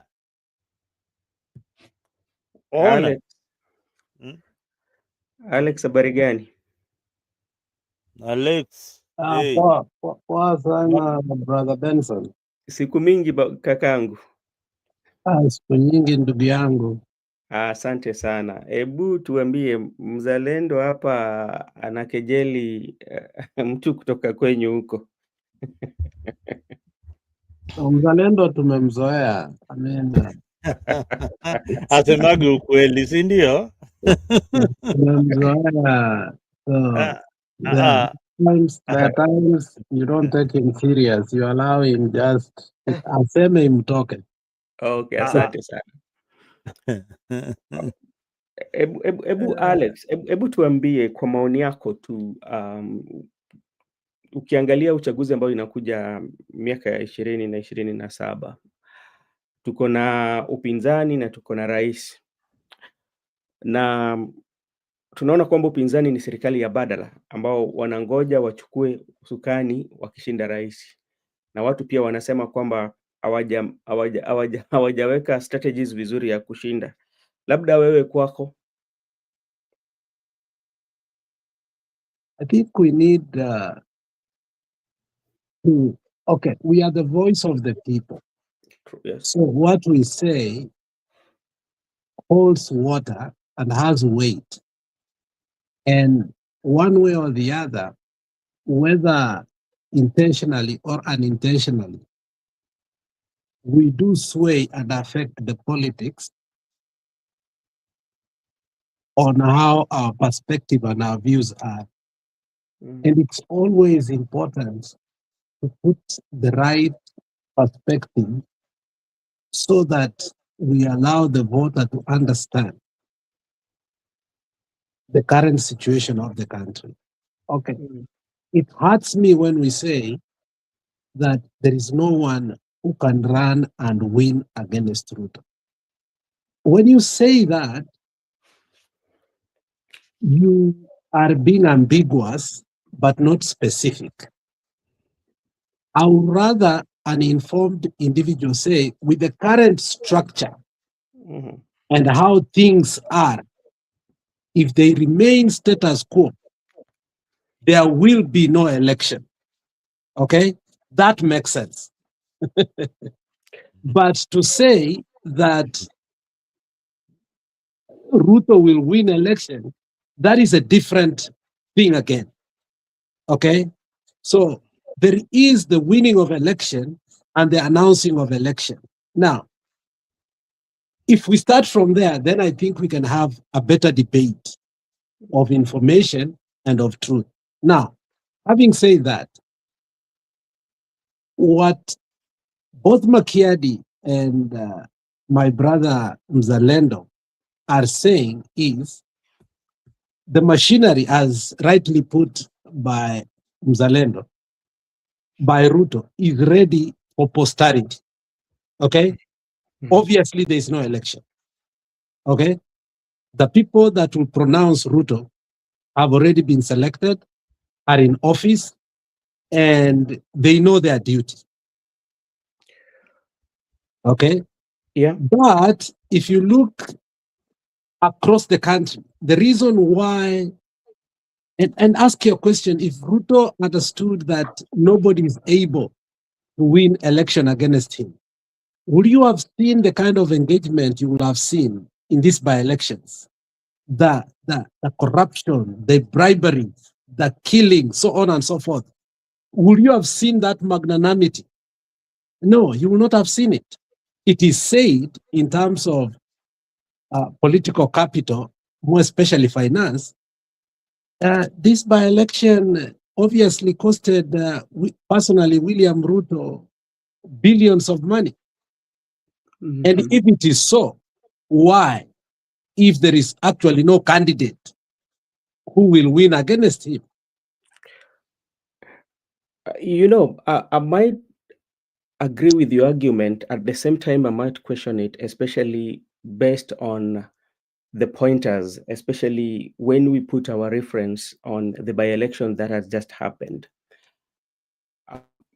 And this is because before the election, what happened? We talked of the voter bribery, we talk of intimidation, we talk of goonism that we saw, and all manner of things that if you look at them, they did not give a universal playground for the opposition or for the candidates who are vying. So from that is where now people make the reference and say that if by-election can happen like this, so what about the 2027? So that's why they say that, okay, it's going to win because of that.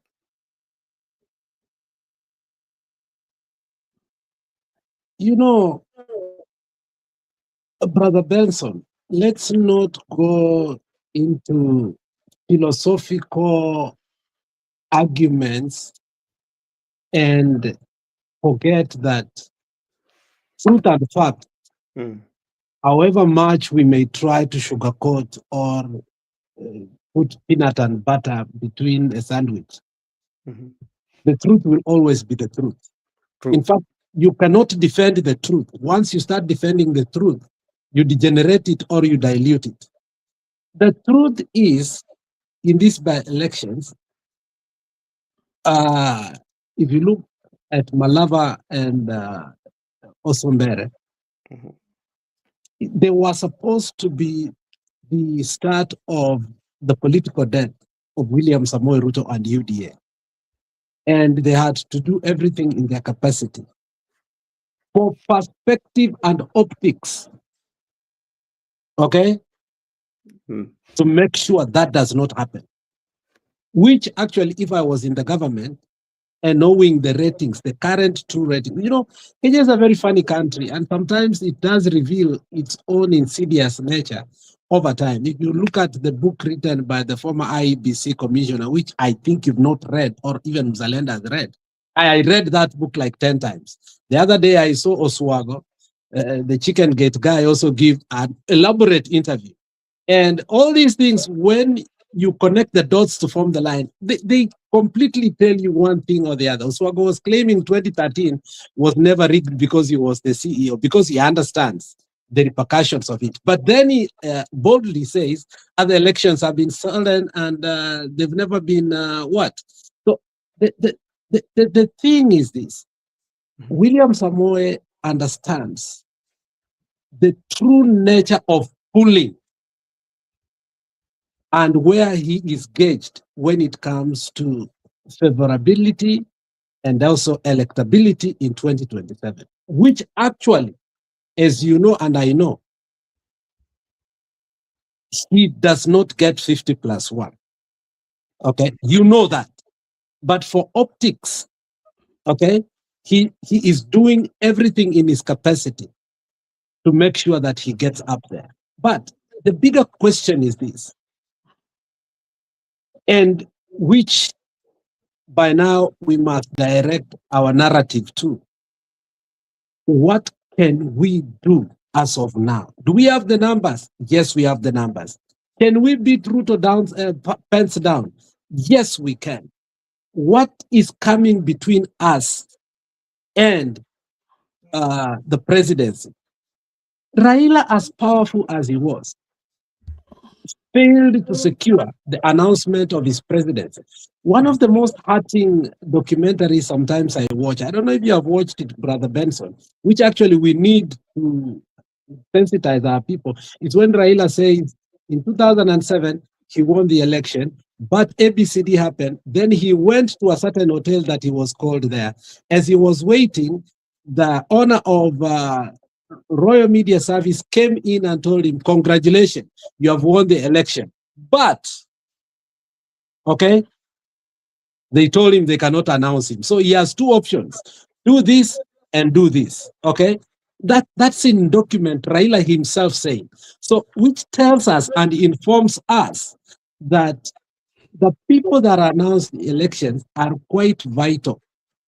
And if that is what is going to happen again, then let us already resign and say, okay, hii imekwenda, imeisha. Because if you look at the boldness of our neighbors now, and that will come to us, and it's going to haunt us more. Southern Sudan, the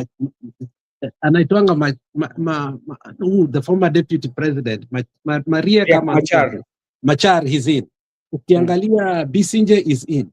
Ukiangalia Uganda, Tanzania is in prison or they are jailed. Ukiangalia the opponents of Kagame and Burundi, they are all. But Kenya, we are a little bit blessed or lucky we are not there. But the main point is how the IEBC or the Electoral Commission of Tanzania went overboard to say that a presidential candidate got 97, the boldness to even declare a person by 97%. That passes chills, okay? And tells you that, look, these electoral bodies that we are believing in, obviously, we are making a very huge mistake. Now, if we say 2002 was the only election that was free and fair, then we need to go back and understand that what made it to be free and fair. Then we will bring out the historicity of what? IPPG and what precipitated and the argument that they had in parliament to form a neutral electoral body that was able to oversee the electoral process and finally declaring the right candidate. Do we have those things at place at this particular time? No, because if you look at it, Brother Benson, we are even in a more worse state. Remember, we have a president who has completely taken down every institution that you could go to that is supposed to cushion, okay, or take power out of him. He has changed his deputy president, and now we have a puppet. Okay, he has changed the military man. Now we have his puppet. He has changed, or he has altered the entire police force. Now we have his. He has done parliament to become the legislative to become his own tool. Okay, so anything that can be voted or should be voted, it has to be voted because he says so. So when you look at the current political situation and the powers, you know, Ruto is no longer president. It's like a monarch, okay? It's like a king. Then do you expect us to go to election and to be announced whether we win or not? Obviously, we are going to win. Trust me. Or the opposition, not we, because Mzalendo is not part of us. So when I say we, I think it is wrong. So Mzalendo, every time we say Ruto will win, even one of our Oh my God. in the comment section says every time we say Alex, Ruto will win, Mzalendo becomes very happy. Now, let me say, Why are you saying I'm not one of you? I'm only I only hate disorganization. I like people who are organized. I am just one of you. It's only that you are disorganized in what you are doing.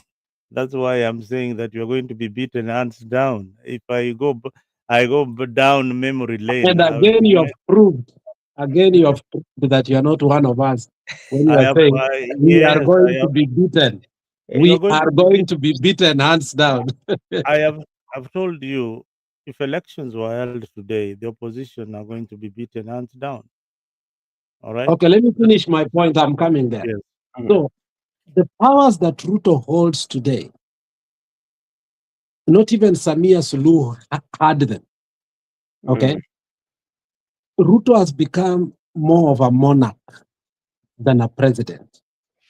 Today, Kenya is, Kenya, we did a democratic election. When Ruto came with Gachagua, we did not run a democratic state. We ran, what can we say, a state that he ran like Iran, that is run by religious leaders. Then now, after he has been taken out, Gachagua, now we are running Kenya as a monarchy. Okay? So the question is, if we allow ourselves to go to election with the current arrangements, then we rather save the taxpayers' money and say, okay, instead of wasting billions of money, like Tanzania decided, instead of us celebrating Independence Day, let's stop celebrating Independence Day, take that money and do something else.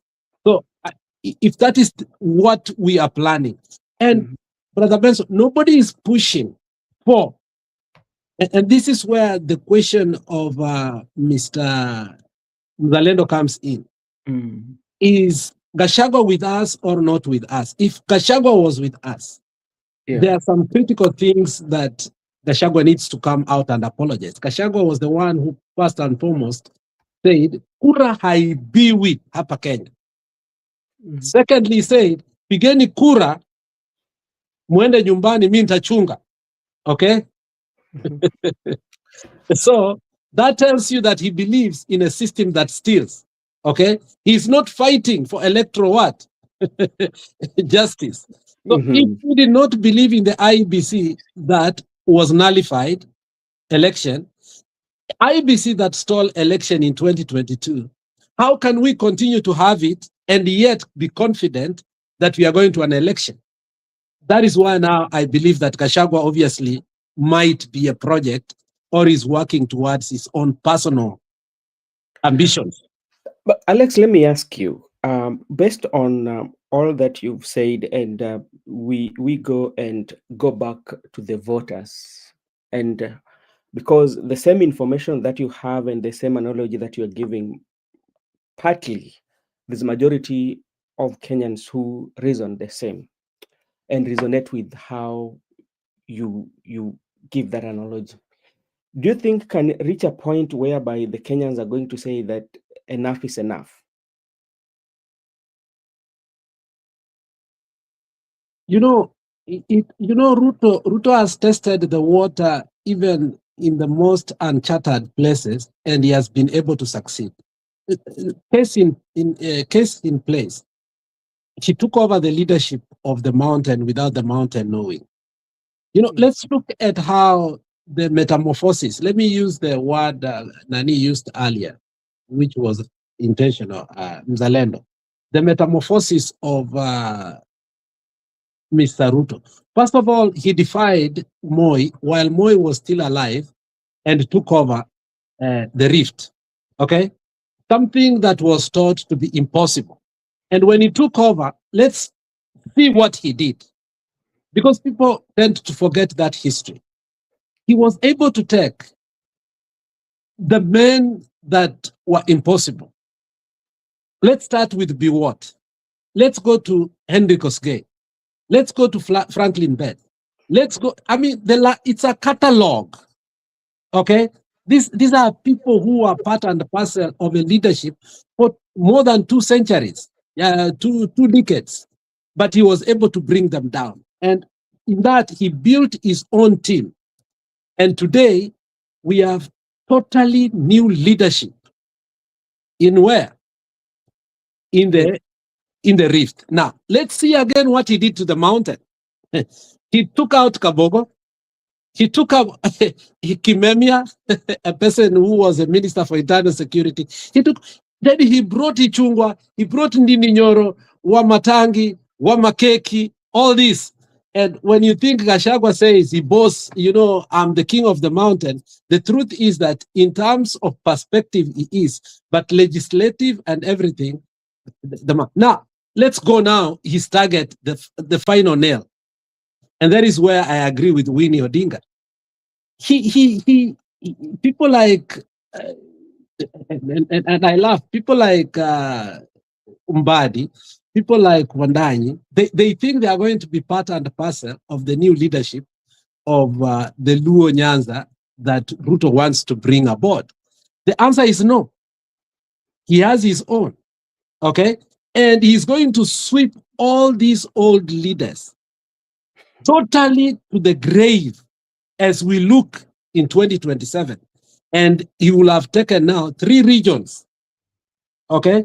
Because of him, Chezo tunaendelea kucheza. Now, the people are looking and seeing how Ruto actually takes over, but they do nothing. So when I say Ruto has been able to chart his path in uncharted water, it's a scenario of how he creates his own leaders within a community. In the coastal region, it's a gone case. Afadhali, even in Kisi, we are saying kuwa Matiang'i yuko, so on and so forth. But in the coastal region, it's a vacuum that he has already taken. Now, when you say, what will people do? If leaders cannot do anything, what do you expect the people to do? Okay, now you've talked about the region that is getting in. Now let me come to ODM, because for some good reasons, when you look at the leadership of ODM currently, they still have this like chest thumping, like ODM is the party of the people, give the history how it was formed, and bearing in mind the catalog that you are reading, are they also reading the same thing, or they are riding in or floating in this water with promises or with the hope that they are headed in a very good direction? Let me answer that question, not directly, but in 3 minutes. Today, when Beryl was being buried, Ruth said something that will haunt her. He said, you politicians, you are messing up my sister's funeral. If you know this is what will happen, why won't you come earlier so that your goons will not heckle you? Now, I want to use her words to answer your question. If, first of all, you said something that is not true, that ODM leadership. ODM does not have leadership right now. You need to know that. Okay? We have Oburu there. No, those are, somebody has filled a position, not a role. There's a difference between a role and a position. Now, let me answer you. When you see Min Ping come to defend a man that the leader of ODM is one, and the leader of the Odinga family, do you think it is Ida who needs to come to reaffirm that? It tells you there are cracks. Within that crack again, what tells you? You know, I love people who are seeing differently things, but I also saw it differently. Mama brings only two ladies in the front, and that was theatrics. Bibia Junior Kando na Winnie Kando. But basically, she was bringing Winnie, not Bibia, because she didn't want to be seen as propelling disunity within ODM. Then, obviously, it's like they had arranged with Winnie. Obviously, if you saw that. And Winnie gives a host of history of where they came from. And then her thin-veiled veneer was Katawatin, Wangeo Gigi. Okay? Even if we are little or younger, we know these things. And then he finishes with a bombshell that obviously Mama Ida knew. He said, I want to pay tribute to one of my friends. And he singles out Babu Owino. What is she saying? She's saying, I don't regard my uncle as the leader of ODM. The future of ODM lies here. That told you clearly that ODM has no leadership, whether you like it or not. So when you start saying that ODM has leadership, ODM has no leadership right now. ODM is trying to fill positions, but waiting for somebody who will take a mantle and have the real role that you cannot be defended. Oburu as a man will not have been defended by either that the leader of ODM is Oburu Odinga. It looks from outside that there are cracks that forced Mama Ida to come to retaliate that. Alex, I did not see it in that angle. Obviously, now, you will not see it that way. Now, Alex, you can be my running mate. Let me answer, Alex. You'll be my running mate. On your point, I've learned two things. I've picked two things. One is about the introduction, especially bringing Winnie and the wife to Junior, and also defending Oburu. In real sense, if Oburu is the leader of the Ramogi Oginga Odinga family, he was the person who was supposed to speak to stamp authority at the homestead as the eldest. But Ida came. Mzalendo, that makes sense. What makes sense to you? What No, Alex I told you earlier. What my brother Alex has told you. He's just used different words to tell you exactly what I was telling you before. What is different between what Alex told you and what I told you before? There's nothing, because we read from the same political script. Listen, when what Alex didn't tell you is only this part when Winnie Odinga is asking the mom, can I use your time to say this? Can I say it? Is asking, can I say it? Because they had prearranged what they were going to say. Is analogy of the Luo community analyzing where they came from to the last generation, which is Raila's children. He left it there for you to decide who is going to take the mantle beyond Raila Odinga. That was strategic and political. This young kid is talking politics. He's not just talking ordinary politics. He is telling the old guards that give us a chance. My uncle is here, but he's only holding brief. That is what Madam Ida was telling his brother-in-law, Oburu Odinga. that is holding a brief on behalf of the family until they decide. And I said this many a few months ago when I told you, wait for Odinga's family to speak. That is what will scatter ODM. That is what will bring that house into order. That will be the voice of the Luo nation. You understand? But now, from tomorrow, what will be making the headlines? People will be fighting Winnie Odinga, because Winnie Odinga is seen as somebody who is leaning towards the opposition and not the broad-based government. She is anti-Wanga, anti-Junet, anti-anything that is broad-based. And that is, she started this conversation in Mombasa when she said that there are some people here, mchana wako na sisi, lakini usiku wanauza chama. Na chama ni ya baba yake, unajua. Chama ni ya baba yake. Chama ni ya whatever you speak with your children, whatever you speak in your house, whether it is politics, your children will speak that language. That is what was in that funeral. They were speaking the language of Raila Odinga direct to the people. The analysis of Winnie Odinga was the analysis of his father. He is telling you, this is what my dad would have done, and I can do it. So give me a chance. And he said that all I need is your guidance as my elders. He is now talking to Oburu Odinga, the father, that give me guidance for me to lead this party. And the people who can lead this party with me is that gentleman who is seated there, who is my friend, Babu Owino. It is simple. There's no rocket science there. There's no rocket science there. It is a simple analysis by Winnie Odinga, and that is where ODM is moving.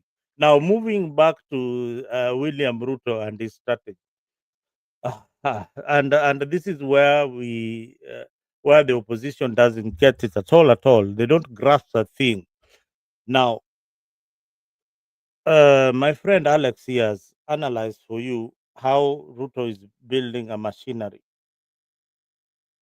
In politics, you have to have drivers, and Ruto is created something called the broad-based government, of which in Mombasa he has got drivers called Joe. In Homa Bay, Nyanza, he has got a driver called John Mbadi. In the other part of Nyanza, he has got Opio Wandai. In coordinating all these affairs, he has got Raymond Omolo. These are Ruto's political machine. Now, tell me the political machine of Gachagua in Central. Makia is called Maraga or Matiangi in Kisii, and Kalonzo in Eastern. Kalonzo must be having a few drivers in Eastern, but does he have a driver in Western? Does he have a driver in Central?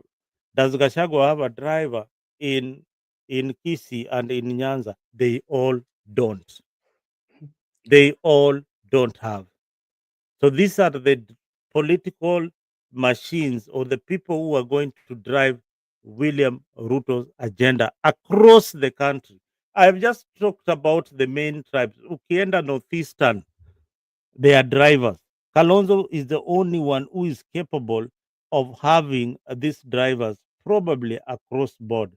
But the rest of the opposition leaders, from Matiangi and everybody else, they don't have this kind of people. That is why I tell my brother Alex, the opposition needs to coalesce around Kalonzo Musyoka and give him that benefit that he is the one who can take on William Samoei Ruto. And if you saw, that was the main agenda. Even if we had a funeral in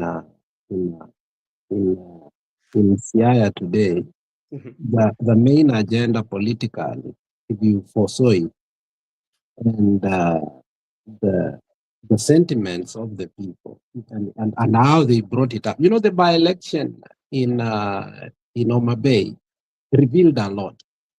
And if you know,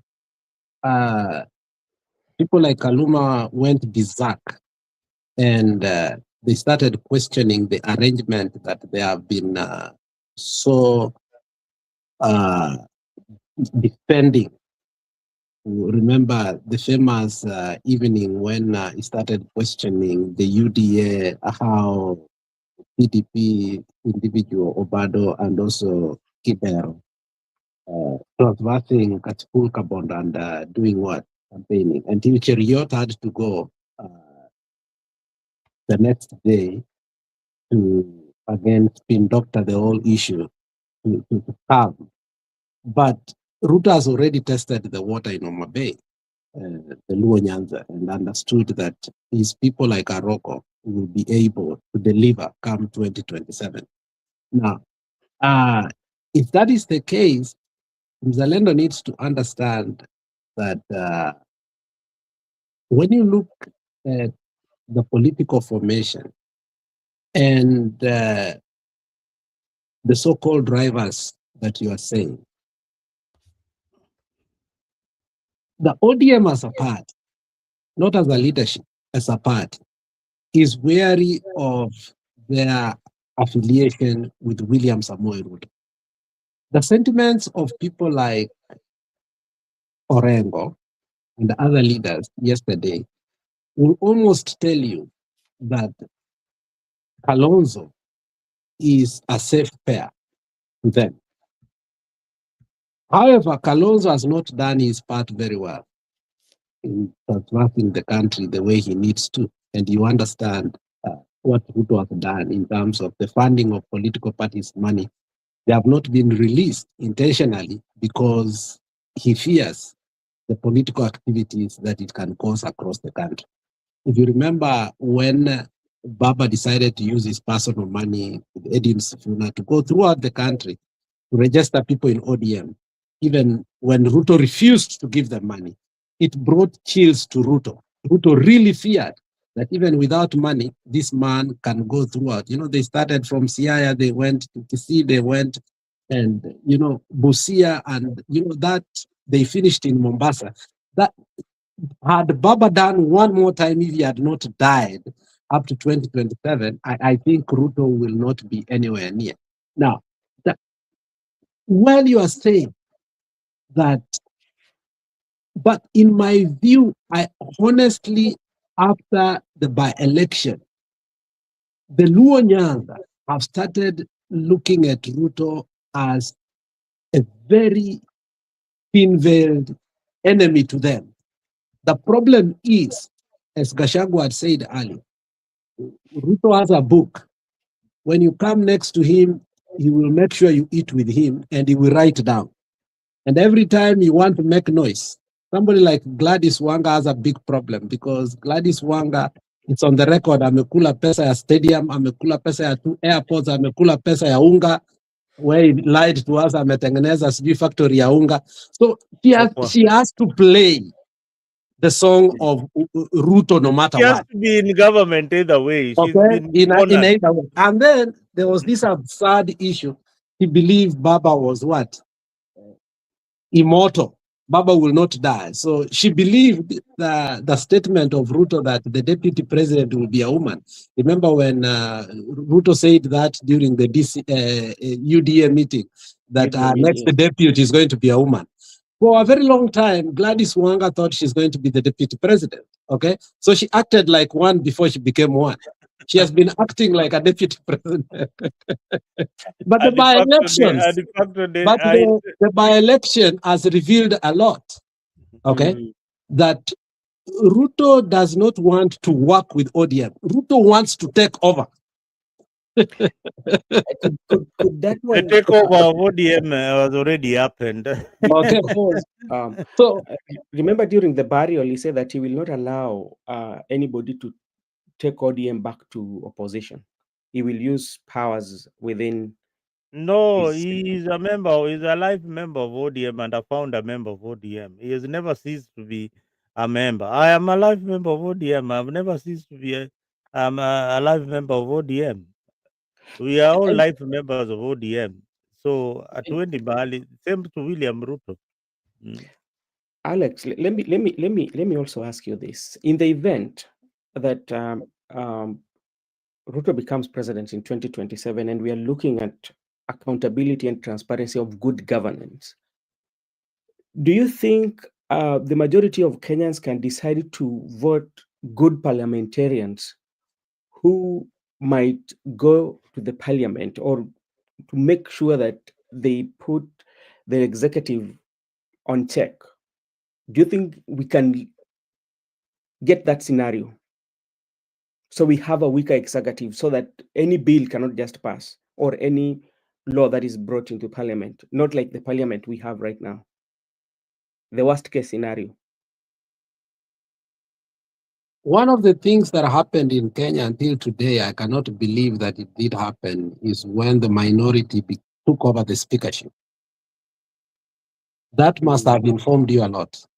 Okay, so when you talk about leadership in parliament and performance in parliament, I think with Ruto, I think that is a facade. We are chasing a mirage. Ruto will never allow a responsible speaker like Marende or Lekaparo to oversee parliament, whether you had the best of the best in parliament. Okay, somehow he knows, the threshold under which he will bring them down. So I don't foresee Ruto as a president having an effective parliament.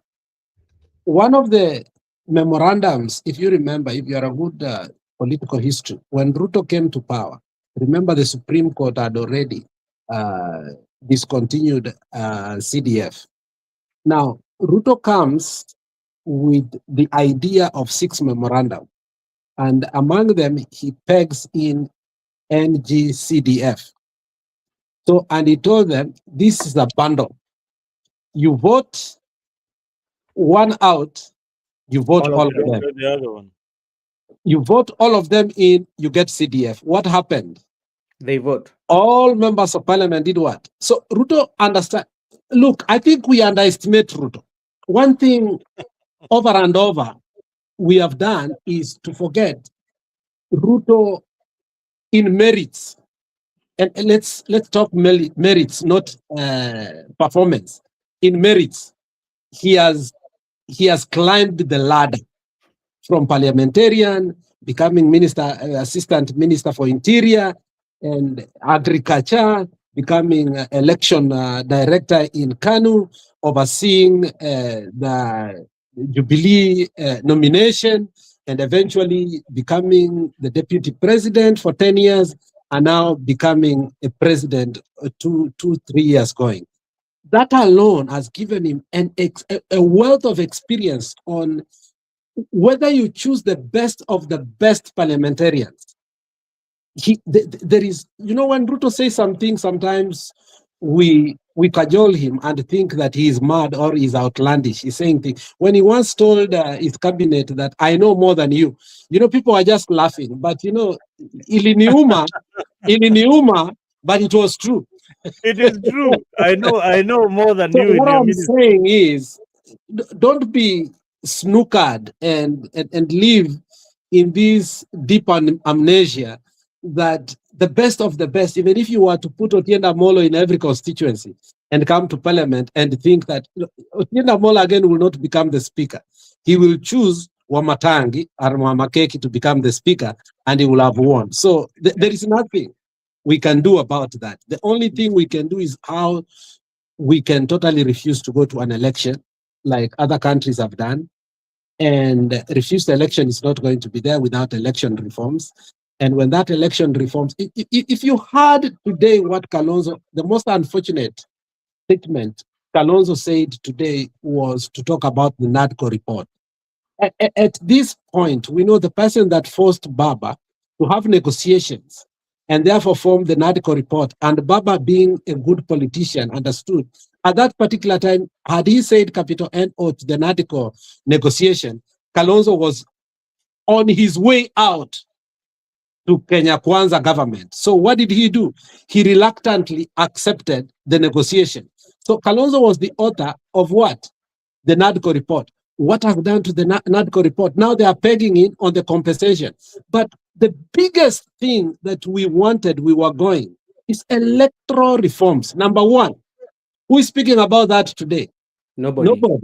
So for us to expect with the current situation without electoral reforms true that are overhauled to have an effective parliament, that's a pipe dream. Do you know why even Raila Odinga will not want electoral reform if you are alive today?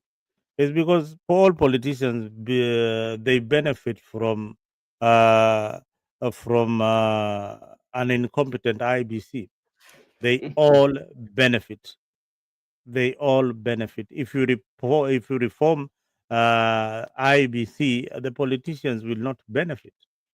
So there will be newcomers in politics. But what, Brother Ben, you're forgetting about the parliament and even Alex, is that this is the only parliament where we have the minority working with the majority. Minority leader works with the minority leader to agree in all the bills. All the bills No, that are I think you are wrong there. You are wrong I'm not there. wrong. Who is the minority leader? It's Junet. No, relax. This is not the only parliament we have had. Previously, if we be brutally honest, Jeff Koinange is one person who revealed to us more without actually telling us the more. Now, if you foresaw how Jeff used to have his two-man debate, that was Wednesdays, and I hope Jeff will finally come back to his show. Akileta Sakaja analeta Mtula Kilonzo. Akileta Ahmed Nasir analeta nani? Barak Muluka. Okay? And you could see that pattern. Now, but whenever you will bring Mbadi, he will bring who? Kimani Ichung'wah. The relationship between Kimani Ichung'wah and Mbadi has always been there. And the man called Mbadi was a traitor for a very long time, but we never actually came out to speak about it. So it is not Junet the first person to work with the majority in parliament. Mbadi mastered that art. He did it openly, but we did not have the guts to talk about it, Mr. Mzalendo. But now it is too open that they cannot hide it. But it's an arrangement that had been done over the years, and we kept quiet. That is prepare. Angela, prepare for another SG in ODM, Lekina Oledima. Kweli. Unasemaje? If she's suggesting about Ledama becoming ODM SG. The worst thing that ODM will do is to take Sifuna. You know, let me use as a religious or a spiritual connotation. When God told the children of Israelites, when they go to a certain war, they should totally eliminate everything. They made a mistake. They left the beautiful women and the fat cows and the gold. And when they came back with the spoils, they were happy. God said, because you have done this, there will be a thorn on your flesh. You will never eliminate them and they will never eliminate you. Obviously, that's what we see right now in the Middle East. Yeah. Let me finish. If they take away Sifuna, ODM will not win even one seat in Nairobi, not even one councillorship, unless Kibra somewhere whereby the ward is completely Luonized. Okay? Now, they must look at the political capital of Sifuna as an individual, even in terms of perspective. And the perspective here is leave Sifuna as the SG. If we want to steal the election in Nairobi, we'll say we steal for him to become the senator. Out of the goodwill of him stealing the election, we can now steal members of parliament, the women rep, because it will not be so open. So, and they will make sure, as Sifuna boasts, I got more votes than anybody apart from the president in this republic. So, taking out Sifuna, for me as an individual, I don't know about you, and even the talk about it only deems ODM as a Luo party. Not only as a Luo party, it remains only to be a Siaya party. Because right now, you see when Luo is divided. So we are not even talking about a Luo party. We are talking about a Siaya party. Yeah. So that talk should not even come out of.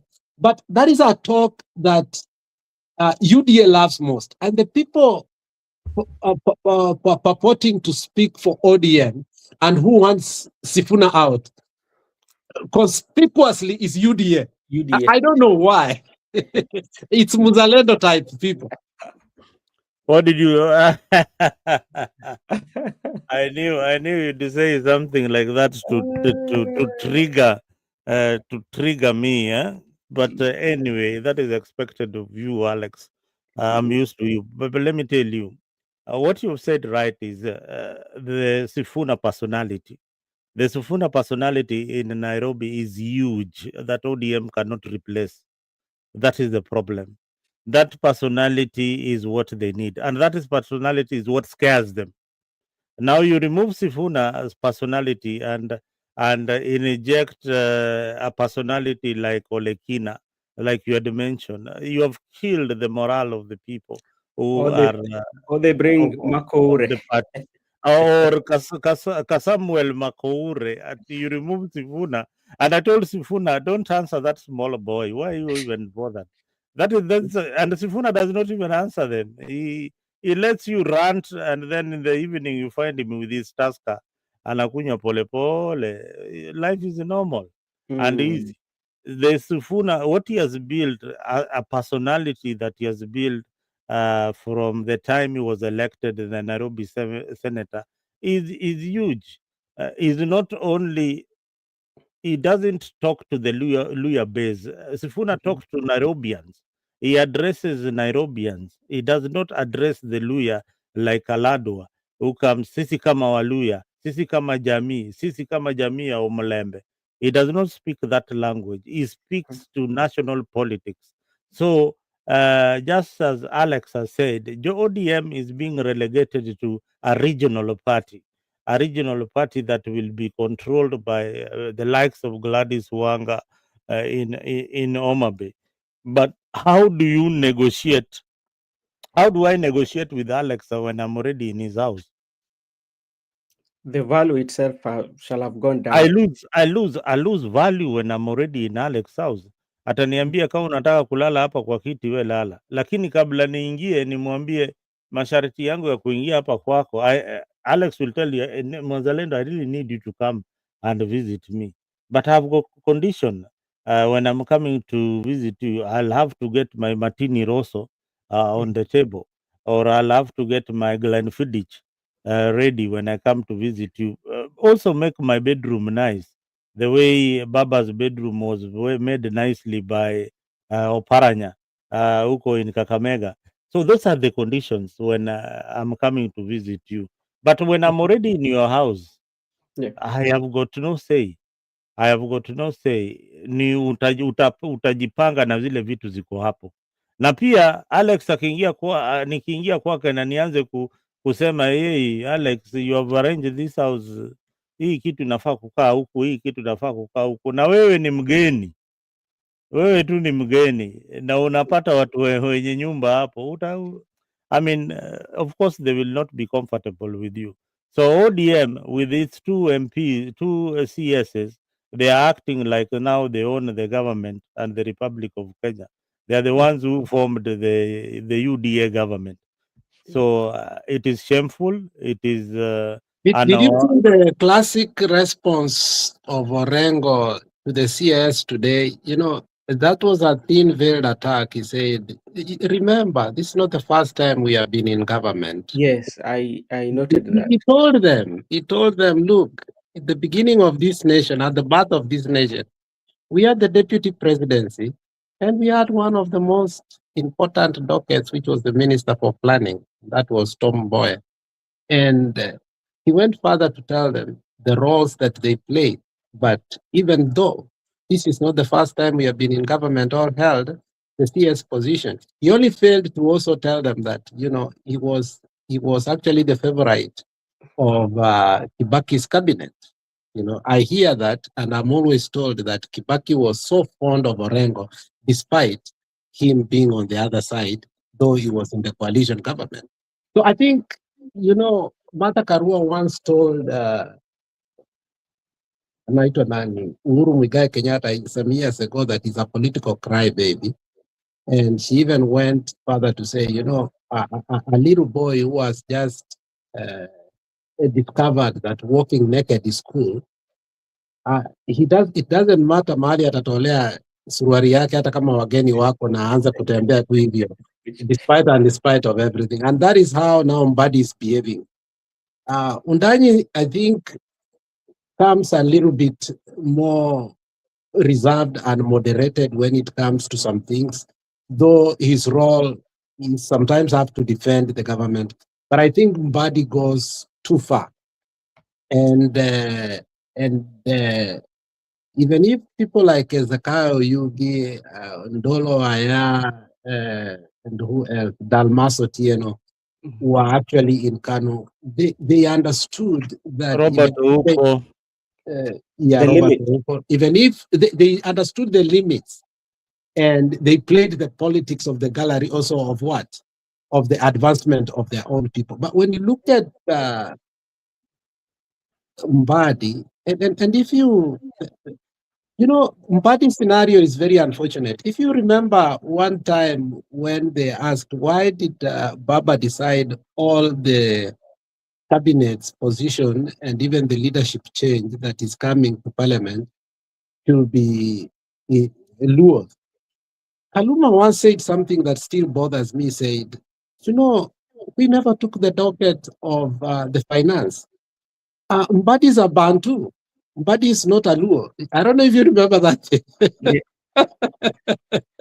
Because I don't remember that thing. It comes from Suba. Yeah. No, So and let me just add something that people don't really know. That the creation of the Suba, by Moi, it was a creation. But Moi was getting a steep opposition in Luo Nyanza, so he had to create this tribe called Suba that had an identity that was lost. So he created the Suba and revived it, and to date they owned that identity. If you ask any of them, including Otieno Kajuang or Mili Mabona, if they can even speak Kisuba for a minute, they wouldn't even know the language. They don't even know the language.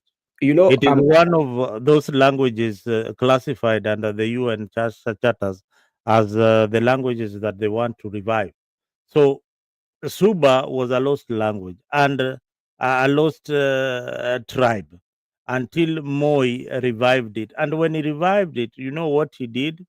He made sure that there is a minister coming from that area. And that minister was called the late Nyakiamo, was the minister coming from Subaland, revived by and he maintained that to get the coordination of Luo Nyanza and especially South Nyanza was coordinated from Nyakiamo's home by the Suba people. So that is how Moi managed the political structure in Luo Nyanza and the greater South Nyanza. Mzalendo, though I'm not disputing that, but when I look at my history, especially my forefathers, they came from Highland, Ngode Highland, just adjacent to Rusinga. And they used to speak Suba. Yeah, but can you speak that language yourself? No, because I was born in Migori.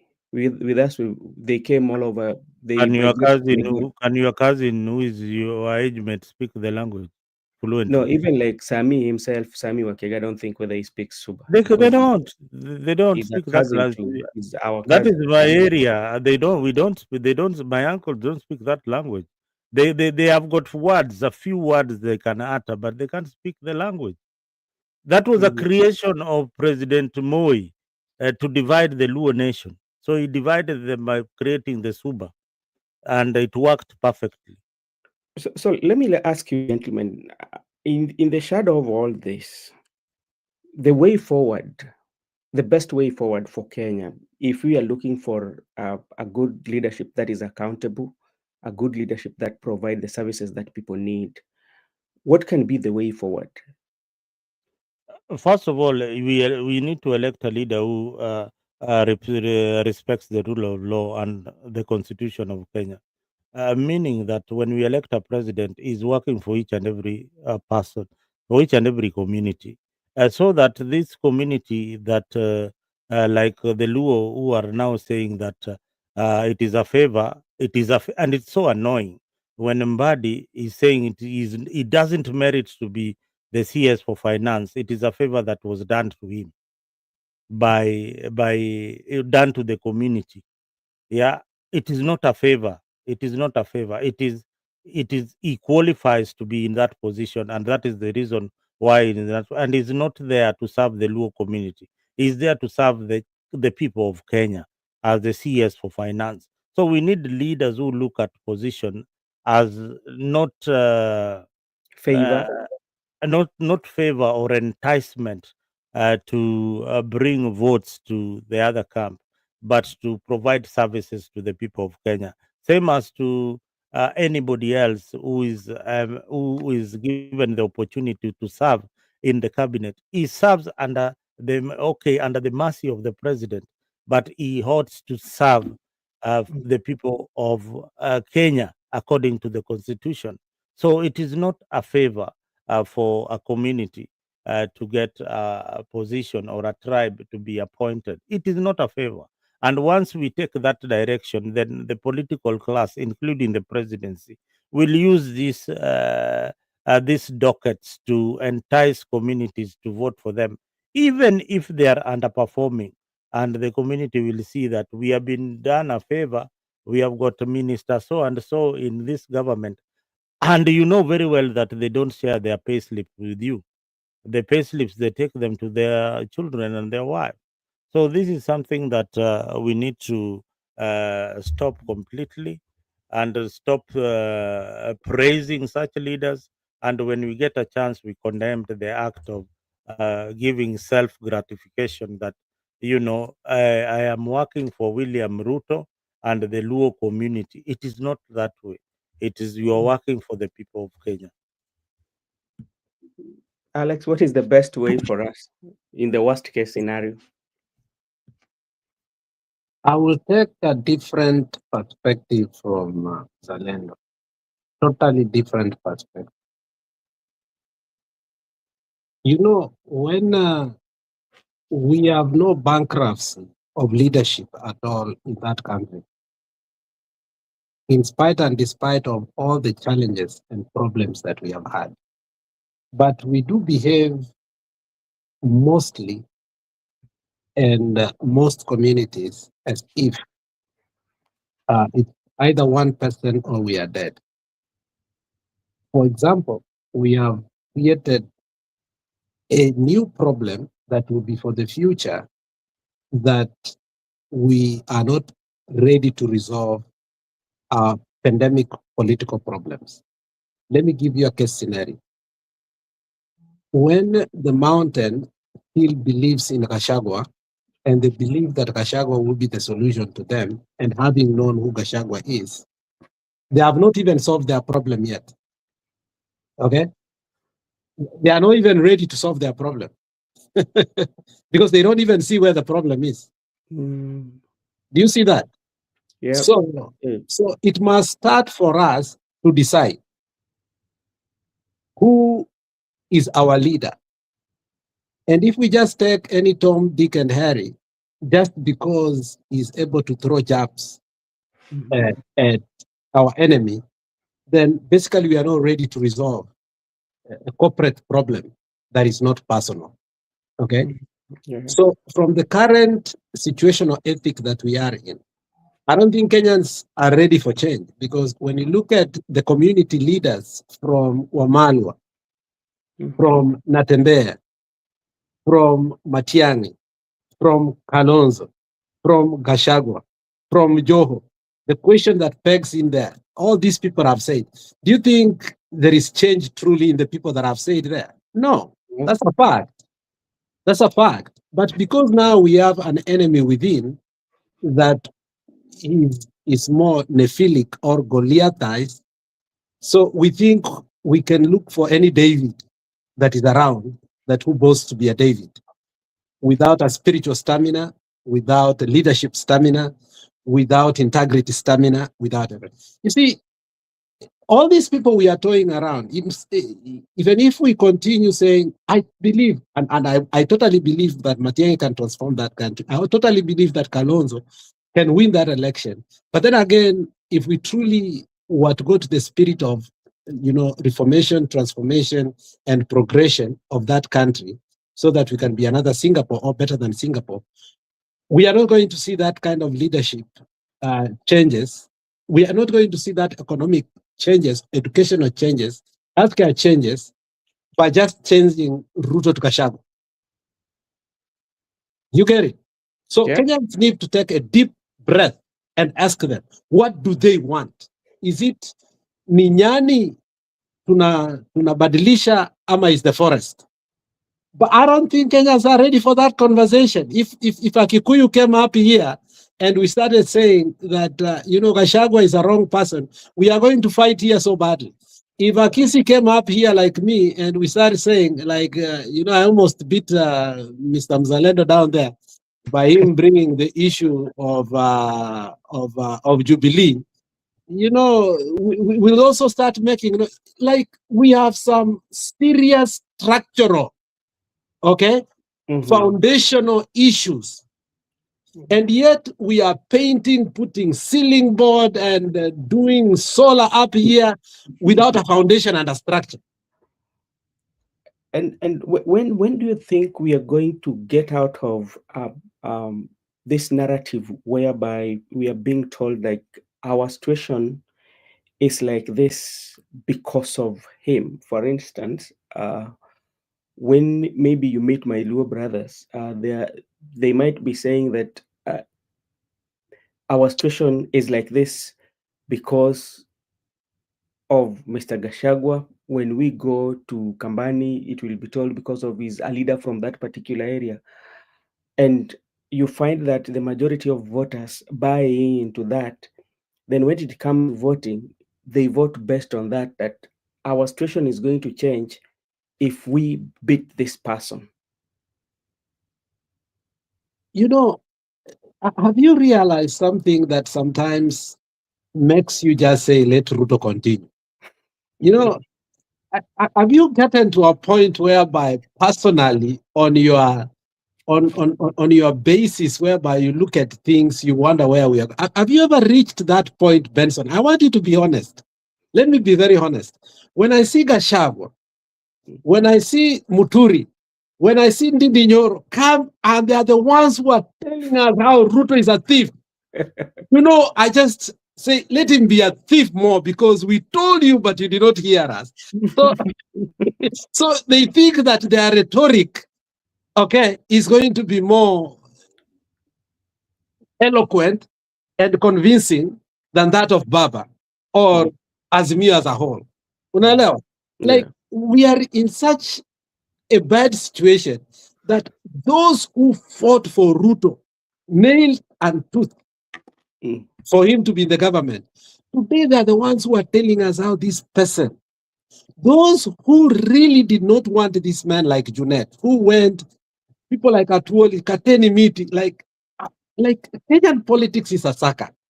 Like, when you hear Atuoli now saying, this guy cannot be taken out, This is the same person who told us that, huyu jamaa atachukua nini? Treasury apeleke kwake. Instead of him capitalizing on what he said before, saying, look at the CDN Bank, what I told you has come to happen. Now he's running from his original statement and telling us how he cannot be taken out. The ones who told us kumi yake na Gachagua kumi, today they are telling us that Ruto is going home. That is the kind of politics that we love in Kenya. And actually it makes people very happy whenever such kind of suckers happen. It's so sweet to the politics of many of us. I mean, people don't sit down.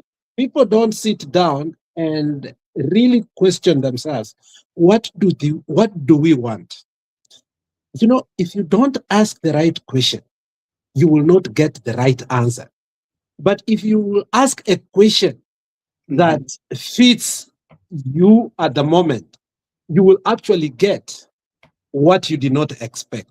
Now, the question is, do we really want transformation and a change? If that is what we want, then I don't think Gachagua, Matiang'i, Kalonzo, so on and so on, are going to be what will purport to be our leader, and we should be ashamed by calling them united opposition. These people have never been in opposition.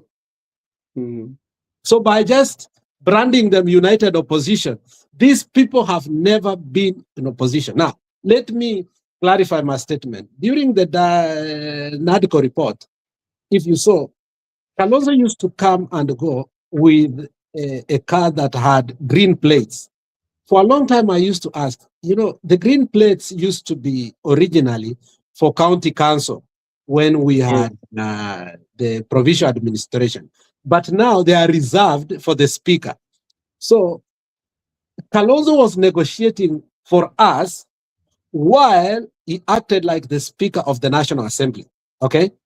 Now, secondly, if you go today by corruption, tunaambiwanga Kalonzo is ni mweupe kama pamba.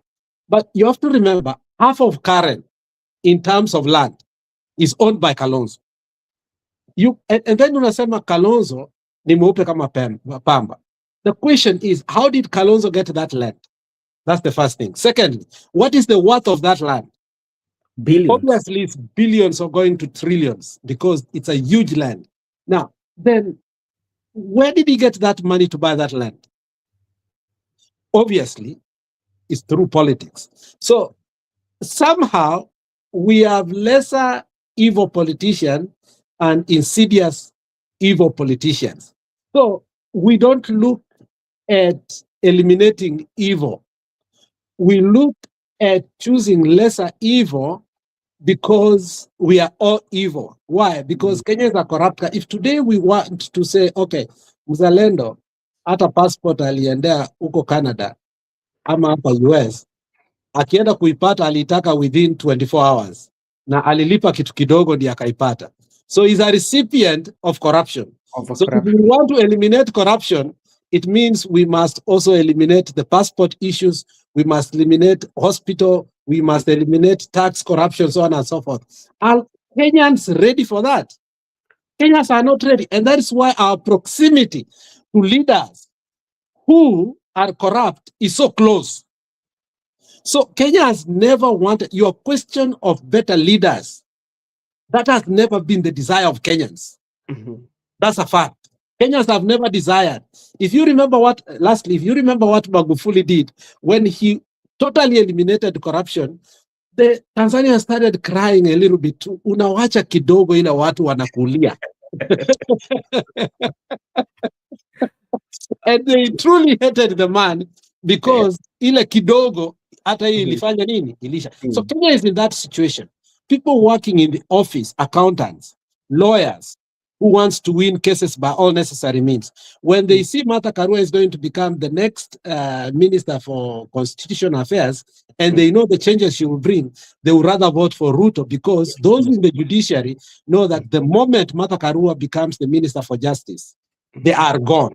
So Kenya has never desired a true transformational leaders. We only talk about it, but in practicality, we are more comfortable with those who seem to do what actually we subscribe to. All right, thank you. And this is going to be the last one. Then we can wind up. Maybe I would start with Zalendo. This act that we've always or is always happening in our country, and this is the use of money. Everything that happens, even if you crack a joke on a politician or you make something that kind of like is trending, a politician will call you, then the next thing you are given money. Anything that you do, the money has become everything that we want to do. Even if we want to persuade you that we have to give you money, and this is a way to show how generous we are, but in another way it spoils the country. That money has become everything, everything we do. Remember what happened when the Albert Ojwang died. The only way to slow down that protest was the money that was given. And you saw the other day the father was coming back to Kenyans that he wants justice. There's so many incidences that we've seen the money being given to as a way of appreciation, but not as a way of justice. And this also happened with the panel that the courts just say that it was unconstitutional. The compensation panel, the courts just say it was unconstitutional. And if you look at it very keenly, what came first was about to compensate without justice. Why do you think we've put payment first or the issue of the money first in a country anytime we deal with things of serious issues? Mzalendo, unmute. Good question. Good question. That why do we deal with money first? First of all, the wheel of justice, it grinds very slowly, or it rotates very, very slowly. By the time you get justice, probably you'll be dead by the time justice is served. So, compensation, why people go for compensation, is an act of it. You cannot compensate life, but it is an act that we did wrong, and take this just as a consolation, but we might not bring back the person who is dead, but the person who killed, let us still go through the court process, which eventually they might not get justice. So there are two things. Sheria inakata pande zote mbili. Inaweza kakukata wewe mwenyewe ule ulipeleka kesi, na pia ule mwingine ikapendelea ule mwingine ule ulikuwa unataka ashtakiwe. So mambo ya sheria, it can go either way. The government can lean towards the accused, and they get away with it. So you might not get anything at the end of the day. When they wrote for compensation, is that they can push for the money to come out very, very quickly, so that the deceased, he had children, he had a family, and things like that. Their life can still go on even after, as they look for justice. So that is one way to look at it. Now, politics in money is also another thing. Why Kenyan politics is just about money. Campaigns are expensive. If you see the money that was used in these recent campaigns, or no, for only to get, you use 500 million only to get to win by 400 votes, or you use a billion shillings for by elections. Yeah, because the voters expect handouts. Political parties are funded today. And why did they ask for funding? Because they've got activities that they expect to do on the ground, which are very, very minimal, very, very minimal. And some of those activities, is to mobilize their people using the same resources. A long time ago, probably Brother Ben, you are not born yet, but maybe Alex was there. Politics was about debate. What Alex and I debate here each and every time. Today, if Alex was to vie for any political seat against almost 1 hour, almost 1 hour can easily beat him. Why? Why do you think almost 1 hour will beat Alex in Jacaranda? And Alex will be wondering, and we will abuse him and insult him that how are you beaten with somebody who has not even gone to school? And they are all members of ODM. It is that sad. It is that sad. It is no longer about policy. It is no longer about what you say, but it is how you how your loyalty is gauged. Mm. It is about loyalty and the perception that almost 1 hour his blood and veins run on ODM is different from how people will view Alex, who probably will contribute better in parliament than almost 1 hour or Gaucho. So politics is about the perception, how people look at you nowadays. A long time ago, it was about debate. We would walk on stage, we will try to seduce the people, tell them our policy without giving them handouts. And the people will go out clapping that guy called Alex. He really beat Muzalendo in that debate. That is the guy who is worth being the MP for this area. And Alex will be voted because of one debate that he conducted properly in Nyamira. And that is what made him the MP. So things have changed. We have social media now. We have got goonism, how many goons you can buy in the game. So there is a lot of dynamics in politics that are changing. That if we don't deal with it at this moment, then Kenya will be controlled by political gangs. Yeah, political gangs. A gang of 50 people saying that we will protect candidate X, who is Alex, and we will make sure that he wins this particular seat. And they cause terror and mayhem during election, and they make sure that the IBC guy announces Alex as the MP. Those are political gangs, and they are protected by certain individuals. So we are getting to that stage. So when you see countries like Somalia, Haiti controlled by gangs, it just starts in a small way. When I saw the presidential motorcade being followed by gangs robbing people in the streets of Nairobi, then you wonder: Are you in a civilized country or not? Mhm. So it is serious. It is serious. There are things that we have to tackle and see them the way it is, and say them. And that is why we don't waste time here to come and enjoy. We love politics. The reason why Alex is here is because he wants to talk the truth. He wants to give civic education to the people. Yeah, Mm. we don't here to come here to entertain people. We come here to try and create a balance where we see things going wrong, and that is the reason why we talk politics each and every day. Thank you. All right, thank you so much, Alex. I will answer your question in two parts. The first one I know, the second one remind me money in politics. If I forget, tell me to comment money in politics.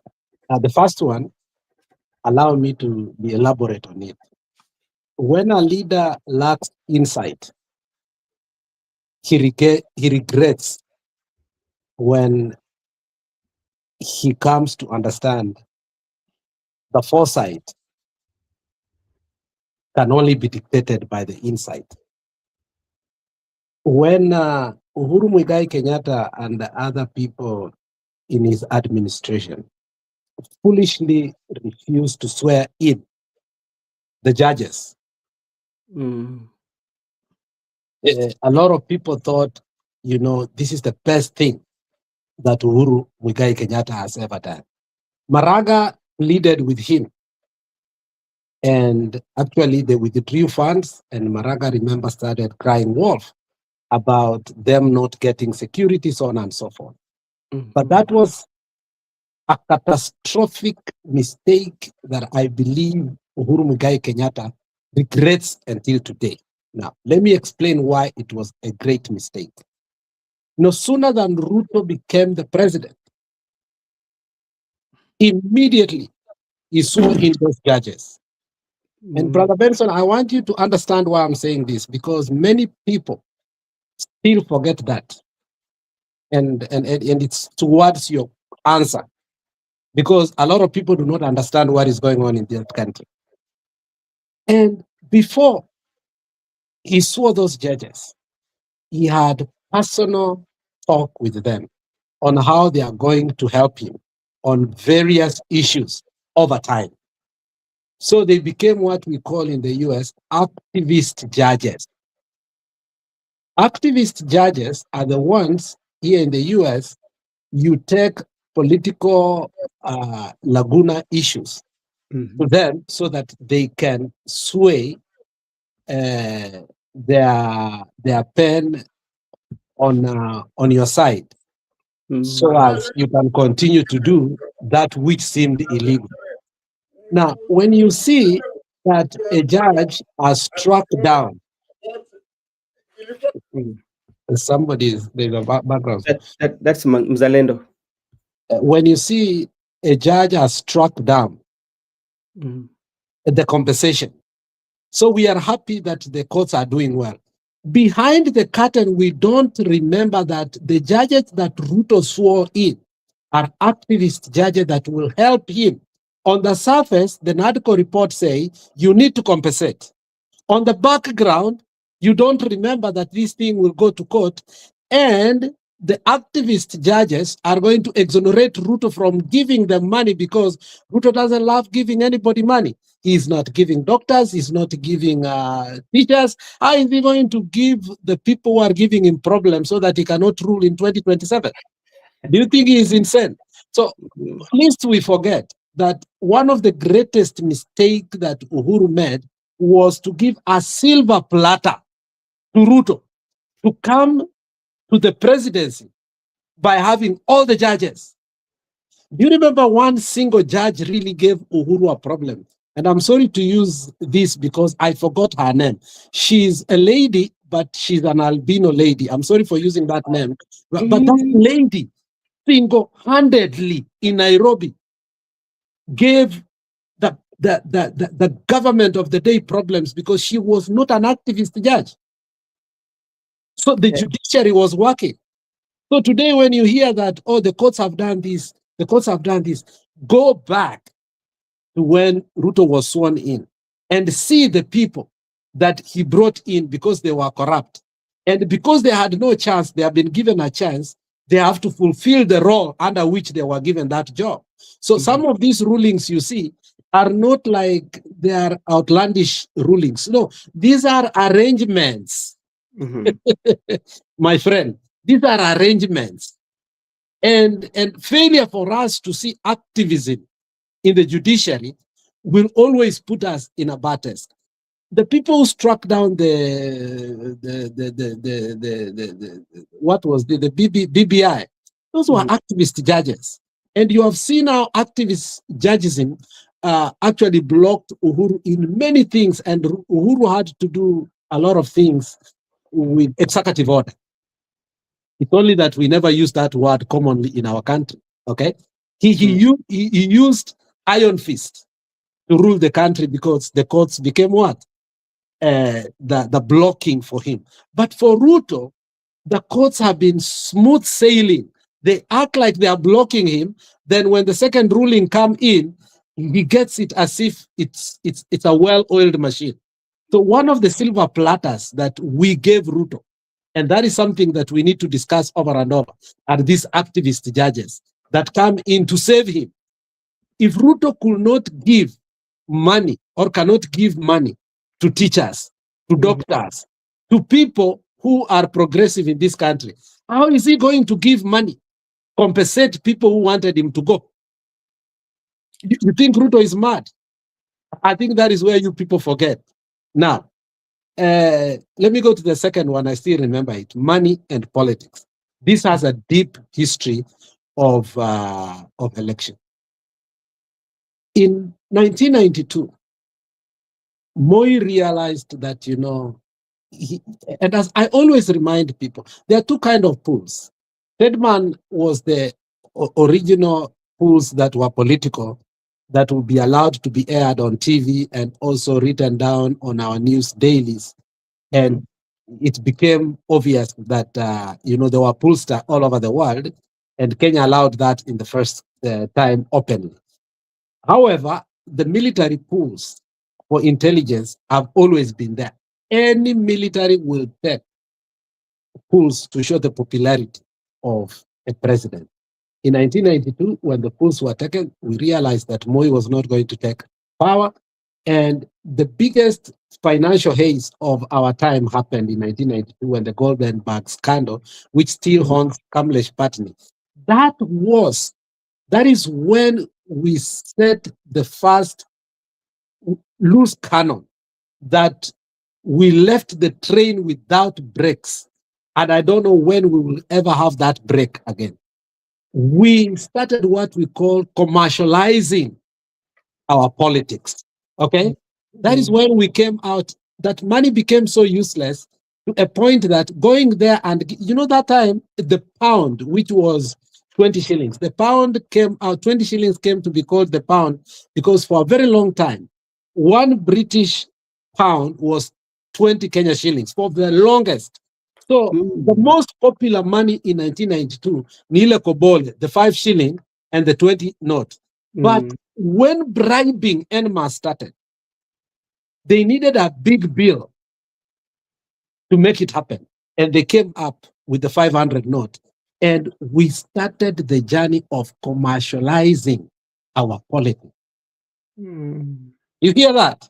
I hear that. Now, let me leave it there and come to 2002. When we took it to the scale, when Mamangina went and took money basically from London that they had hoarded there to campaign for his son.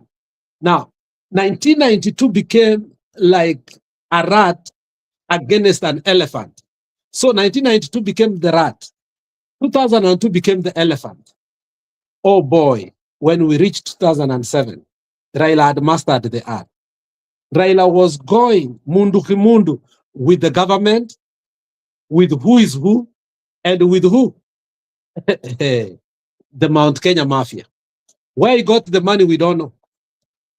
But after Chungwa and Banana, there is no country in Africa that can reach the high stakes of how we campaign. I've been lucky to be in some, the logistics in some of this campaign. One campaign, one rally, if you don't know Mr. Benson, is worth a lot of money because the choppers have to go, and in that chopper, some choppers will have actually to take Baba's car that he trusts. So there are choppers that will transport cars. There are choppers that will transport the carpet and the podium. There are choppers that will transport these people. In one rally, let's say that Baba is coming to Kisii and he's going to have one in Suneka, one in Keroka, one in Nyamira, one in Nyamagwa. He will traverse 4 areas. The logistics of having every one rally is about 2 million. So for him to be in 5 rallies in Kisii, that is 10 million. What am I trying to tell you? We have commercialized and it has become part and parcel of our politics. If you remember a couple of years ago, if you are a good student of politics in this country, McCain came up with what we call finance campaign bill. Because also in this country, there was so much hype, advertisement, okay? And so on, so on and so forth. It had ballooned beyond. And Dodge and McCain and the senator for which those East Coast came up with the finance campaign whereby they said 2,000 maximum, because it had come to a point, ideas and ideologies and what used to be the blueprints of campaigning had been superseded by lobbyists and what? And money. And money. Okay. Now, Kenya has gone even further than that. You see that? I see. And that is why I wanted to tell Mr. Mzalendo, you know, when you look at Matiang'i as an individual and when he decides to run on Jubilee, he's a man who has been a minister for internal security. He has a grip of what happens. He told us how Wash is to come out and invade and pollute and forever take the politics of Kenya. So when he's positioning himself to run for presidency, he's not looking at the votes of only. He's looking who is going to bankroll the campaign. So when he goes to Jubilee, he understands he has a better chance of a goodwill of money. So some people are looking at petty things, but when it comes to campaigning, they start saying it's expensive, they don't have money. But then when the money factor comes in, they don't want Matiang'i to go where money is, whereby he can campaign. But they want, let him form his own party. His own party he can form, but who's going to campaign, who's going to bankroll it? Okay? So that begs the question, because Ruto already has the resources. You get that? So money and politics is not the only problem, that it's a global phenomenon. In fact, I was reading a paper which was mind-blowing on how the lobbyists in Japan do their politics. And I was shocked, like, while we do political science, politics in Kenya, the Tiger Asian economies do what we call mechanical engineering politics, whereby they know, you see, when I don't know if you have ever seen Mr. Benson, some weird thing, wakati wanataka kujenga gorofa in Kenya, watakuja waweke mabati round, alafu kutakuwa na kitu like a post outside where there is a gate, where they will say the contractor, what NEMA did, so on and so forth, and there will be a picture of exactly what the structure is going to be when it's finished. So when they are starting to build that thing, first of all, mabati inawekwa, you don't see what is going on. Then you start seeing that building mushroom. Finally, when it will be finished, you look at that building where there was mabati, you never saw anything, with the picture that was drawn before that structure, then you wonder, wow, this is what they said it's going to be. And finally, it has become. So the Tiger Asian economies, that is the kind of politics they play, called mechanical engineering politics. Now, the problem with the political science politics, it is what Mbadi told us once when he went to a certain funeral in Suba. I think that was one of the most consequential speeches of Mbadi in politics, when he said, we cannot keep on playing the politics of rhetorics or populism. I don't know if you remember that statement. We cannot keep on playing the politics of populism, okay? Where we win, but we are not declared, okay? And he went further to convince his people. Kumbe he had already been chosen as a minister for finance. We were just waiting. So, and where he even went after Orengo, when Orengo criticized him on that, I can remember. If you remember that. Now, I want to tell you that we are tied to the politics of money, whether we like it or not. We are not going out of it very soon. Even when we knew that the Azimio candidate for governorship was not going to win, but because money talks, the Mount Kenya Mafia dictated the candidate for us, even when we knew he's losing. But because they were the money and money was them, we agreed. Baba agreed to that. That tells you how money is powerful. So Mzalendo should not come here to tell us that Matiang'i should have formed his own party. Mzalendo, I think you are inept and bankrupt of politics when it comes there. And you should go to the nearest nursery school for that political education. Okay.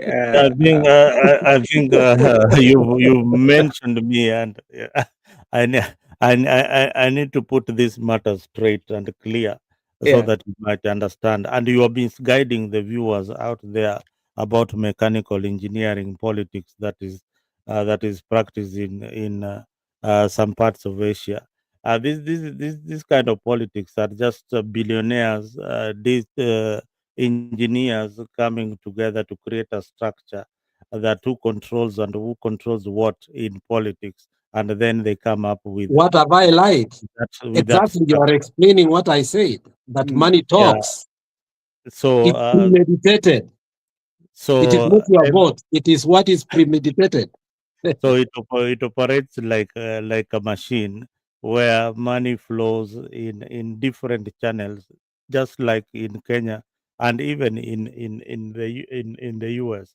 But let us come to the politics of money in Kenya. What really has happened, because we have a cap, the Election Campaign Act, that was passed in 2013, uh, was meant to define how much a candidate should spend, and even the presidential candidates.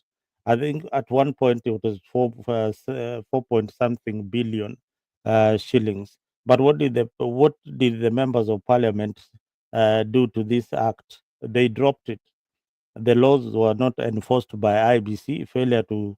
They failed to enforce the law, and when it was brought back to Parliament again, they said it was too late. They had to go for elections. So this law has never been enforced, and what penalties are they going to give a presidential candidate who has won the election? So some Mhm. of these things are actually very irrelevant if they are not enforced properly before somebody wins the election. Because how will you take Ruto, for instance, uh, that he violated election campaign acts in 2022 or in 2027 and is already the president? So we need this. I agree with you that Matiangi has built a machine, blah, blah, is well coordinated, he knows where to get the funds. But it's not all about that. I told you that election in Kenya is coalitions. Yes, you can have those people who will fund you and all that. And we all agree that there are people out there beyond you and I who know who knows who is going to be the next president of the Republic of Kenya already.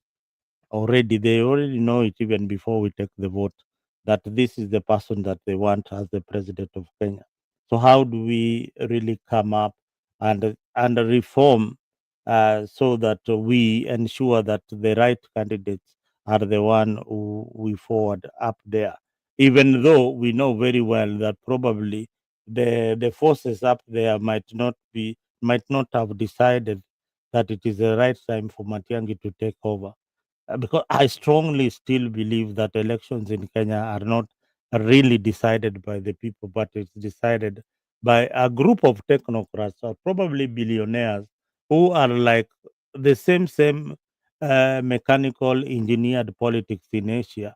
They are the same people who decide that, hey, it is time for Matiangi to be the president. It is time Mhm. for William Ruto to go. It is time for Raila. It is not time for Raila. Raila can't be the president, things like that. I believe that there's people in this country who decide that elections in Kenya are just a formality, a Mhm. real formality. And until then, Matiangi should know very well that it is a formality. And he probably knows. People Mhm. like Achagua know. People, they have been in government, they know. I know. And Mhm. even some of these sanctions, like some of the sanction or directions given to the police, they don't come from the president. They probably come from these same people. They forced Ruto to shake hands with Raila Odinga. They forced Raila Odinga to shake hands with William Ruto, and they forced Raila to shake hands with Uhuru. But we will never be told that who these people are. At the same time, we will be blaming the politician. So there's a lot of things that go behind the scenes in politics in Kenya, but we can only control the narrative here on social media. Yeah. Okay. All right, Alex, do you have anything to add before we close? I think I don't have much. Mm. We have had a good show. I was just listening from back there. Nikasema Makiadi akuja hapa akakataa. I don't know why Makiadi. I wanted to say hi to Makiadi. It's been long, Yeah, me too. but he refused to come. I'm telling him next time he should come and give us some of his wisdom. Huh? Yeah. Yeah. We'll be planning some of these shows. The way shows, we need some structured show where we can have a debate, but not for very long time, but on the Yes. issues that are happening in the course of the week, and then we analyze them, and then we drop the show maybe for 20 minutes. Alex, you'll give me that number that you keep on changing, so that I Yeah. I can call you. Ebu put it there, because Okay. one of the you are one guy that I want to ask questions that are related to politics, and I'll get a very orthodox answer and Mm. sometimes relevant. And most of the time, you are right. Yeah. Mm. All right. So For me, Benson, I think it's the right time to tell our people the truth, even when it hurts, mhm, especially on issues that deals with the current crops of leaders who will not be a solution even after, even if we were to take over. mhm. Yeah. It's better for us to reiterate that, yeah, they can be part and parcel of the bigger push to get Ruto out. But then, we are dealing with a double-edged sword Yep. that it will cut us from this side and we will turn it on this side. It still will be sharp and fresh and it will cut us. Yep. And therefore prolonging the, the trauma and the suffrage of Kenyans. I've not seen truly an outsider or a person who can transform, overhaul, and bring something that obviously will benefit the people of Kenya. Even if today Ruto will die and Gachagua comes, Kindiki comes in, we still are stuck in the old politics. We need to allow people to know that even that which we call united opposition is a theatrical name. It has never been united. So I don't what part of you united is the opposition that I don't know. When we went to this by-election, you saw we could not even agree in Malava for a very long time. It was the last minute that DCP had to yield for what? DAP. That's not unity. Even DNA, the Okay. one which is headed by Barack Muluka. Exactly. So I think it's a high time for us to call a spade as we come to these spaces. We may think that we are not making sense or progress, but I think eventually we will somehow through the grace of God. Okay. Defending the status quo, it's like, replicating abnormality with insanity. So we want to take the insanity and then replace it with abnormality. I don't think at any point, even if we were to win and take office, if we still have Gachagua as a stakeholder in the coalition, it will be a game changer. That's the truth. Okay? And it's a bitter truth. Catastrophic. So even if we were to go with it, let us go with it knowing that we just changed personalities. We have not voted for change of any nature. Okay? We must reiterate that. And once we do that, I think people will start having alternatives, and maybe we'll have substantial elected people who are independent, and that will help in the future. But otherwise, currently, the way we are, I think both uh, coalitions has no structural or visionary sense of direction that will get us from the current quandary that we have had. Moi said, Kanu will rule until uh, God comes. And Kingdom come. Mhm. true to it, Kibaki was in Kanu, Uhuru was in Kanu, Ruto was in Kanu. So I'm only fearing that another Kanu will take. I mean, look when Moi got out until today, who was not in Kanu? His prophecy, we must cut it short. Okay? And the only way to cut it short is to say, Kashago was in Kanu. All right. Anyway, I like that, Ben, brother Ben. My closing remarks is that the future of this country will not be shaped by very loud politicians like Gashagwa or the richest campaign by a political candidate. The way my brother Alex was saying.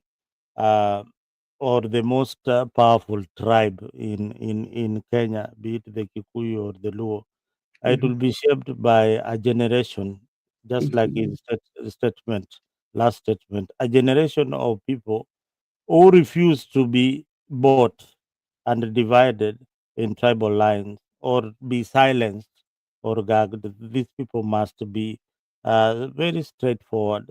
Uh, on what they want, and they must not accept handouts. Our politics must mature beyond handouts. Elections should not be about distributing money or distributing motorbikes, distributing equipment, things like that.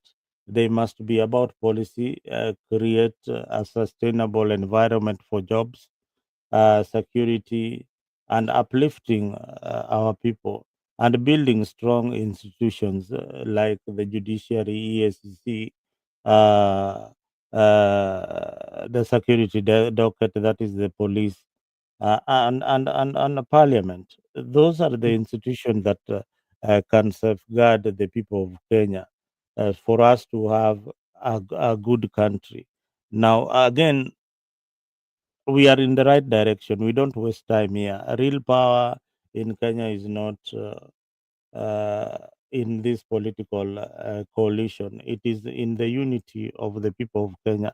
And I hope that one day we will have a politician who is able to unite us beyond tribe, beyond Kikuyu, beyond Kisii, beyond Luo, beyond these big ethnic tribes, because I fear that the smaller tribes will be swallowed by these big ethnic blocks. When people speak tribes, then they kill the aspiration of these smaller tribes. So one day we are going to get there. But viewers at home, thank you for being with us today. I am Zalendo kama kawaida. If you have not subscribed on Afrique 24, you know where to find me on Afrique 24. Just go there, Tafuta Afrique, subscribe, and you join the shows. We have these shows that come on the weekend with Brother Ben Media here. And here we just analyze politics the way it is without being biased, and also praise where we need to praise. If the government is doing something good, we will talk about it. Like my friend Mburu, who was in Nairobi just the other day, I was telling me Ruto amejenga kujenga. Then I'm telling him, this is the same guy you were fighting the other day. Yeah, hey, Bwana Mzalendo, if you go to Nairobi today, that guy has built. So what are the opposition doing? Will they be fighting the buildings that Ruto has built? No. They have to change their strategy, they have to change their messaging. And they have to have people who are brilliant enough to know the right strategy to win election. Otherwise, thank you. And thank you, Brother Ben. Thank you, Gypsy Corner, and everybody else who was watching on the comment section. Those who are in X, Asanteni Sana. Karibu. Thank you for the likes. Thank you for keeping us company. And of course, Alex, my good friend, an enemy in politics. Asante sana for showing up. Okay, let me take this opportunity to thank you, Mzalendo, and also thank Alex for coming in. It has for Alex, it has been a long, we've had several debates in different platforms, and it was so great to have him here. And I would say also, Alex, again, thank you so much for sparing your time to have a conversation with us. And you made me, there's some points that you've raised that I was not thinking your way, and when I'm now synthesizing them, I think they make a lot of sense. To everybody who was in the comment section, including Martin Ochieng Ligawa, who just joined us right now, we thank you so much. And we are streaming this podcast into two channels, that is Afric 24 and Brother Benson Media. So you can subscribe so that when we are having such like conversation and having different guests, um, you can join the conversation. With those few remarks, I want to say thank you for Kenyan people, and I want to thank you also to our guest, Mzalendo and Alex, for your time. Thank you so much, and may God bless you. We see you next Saturday and Sunday. Thank you so much.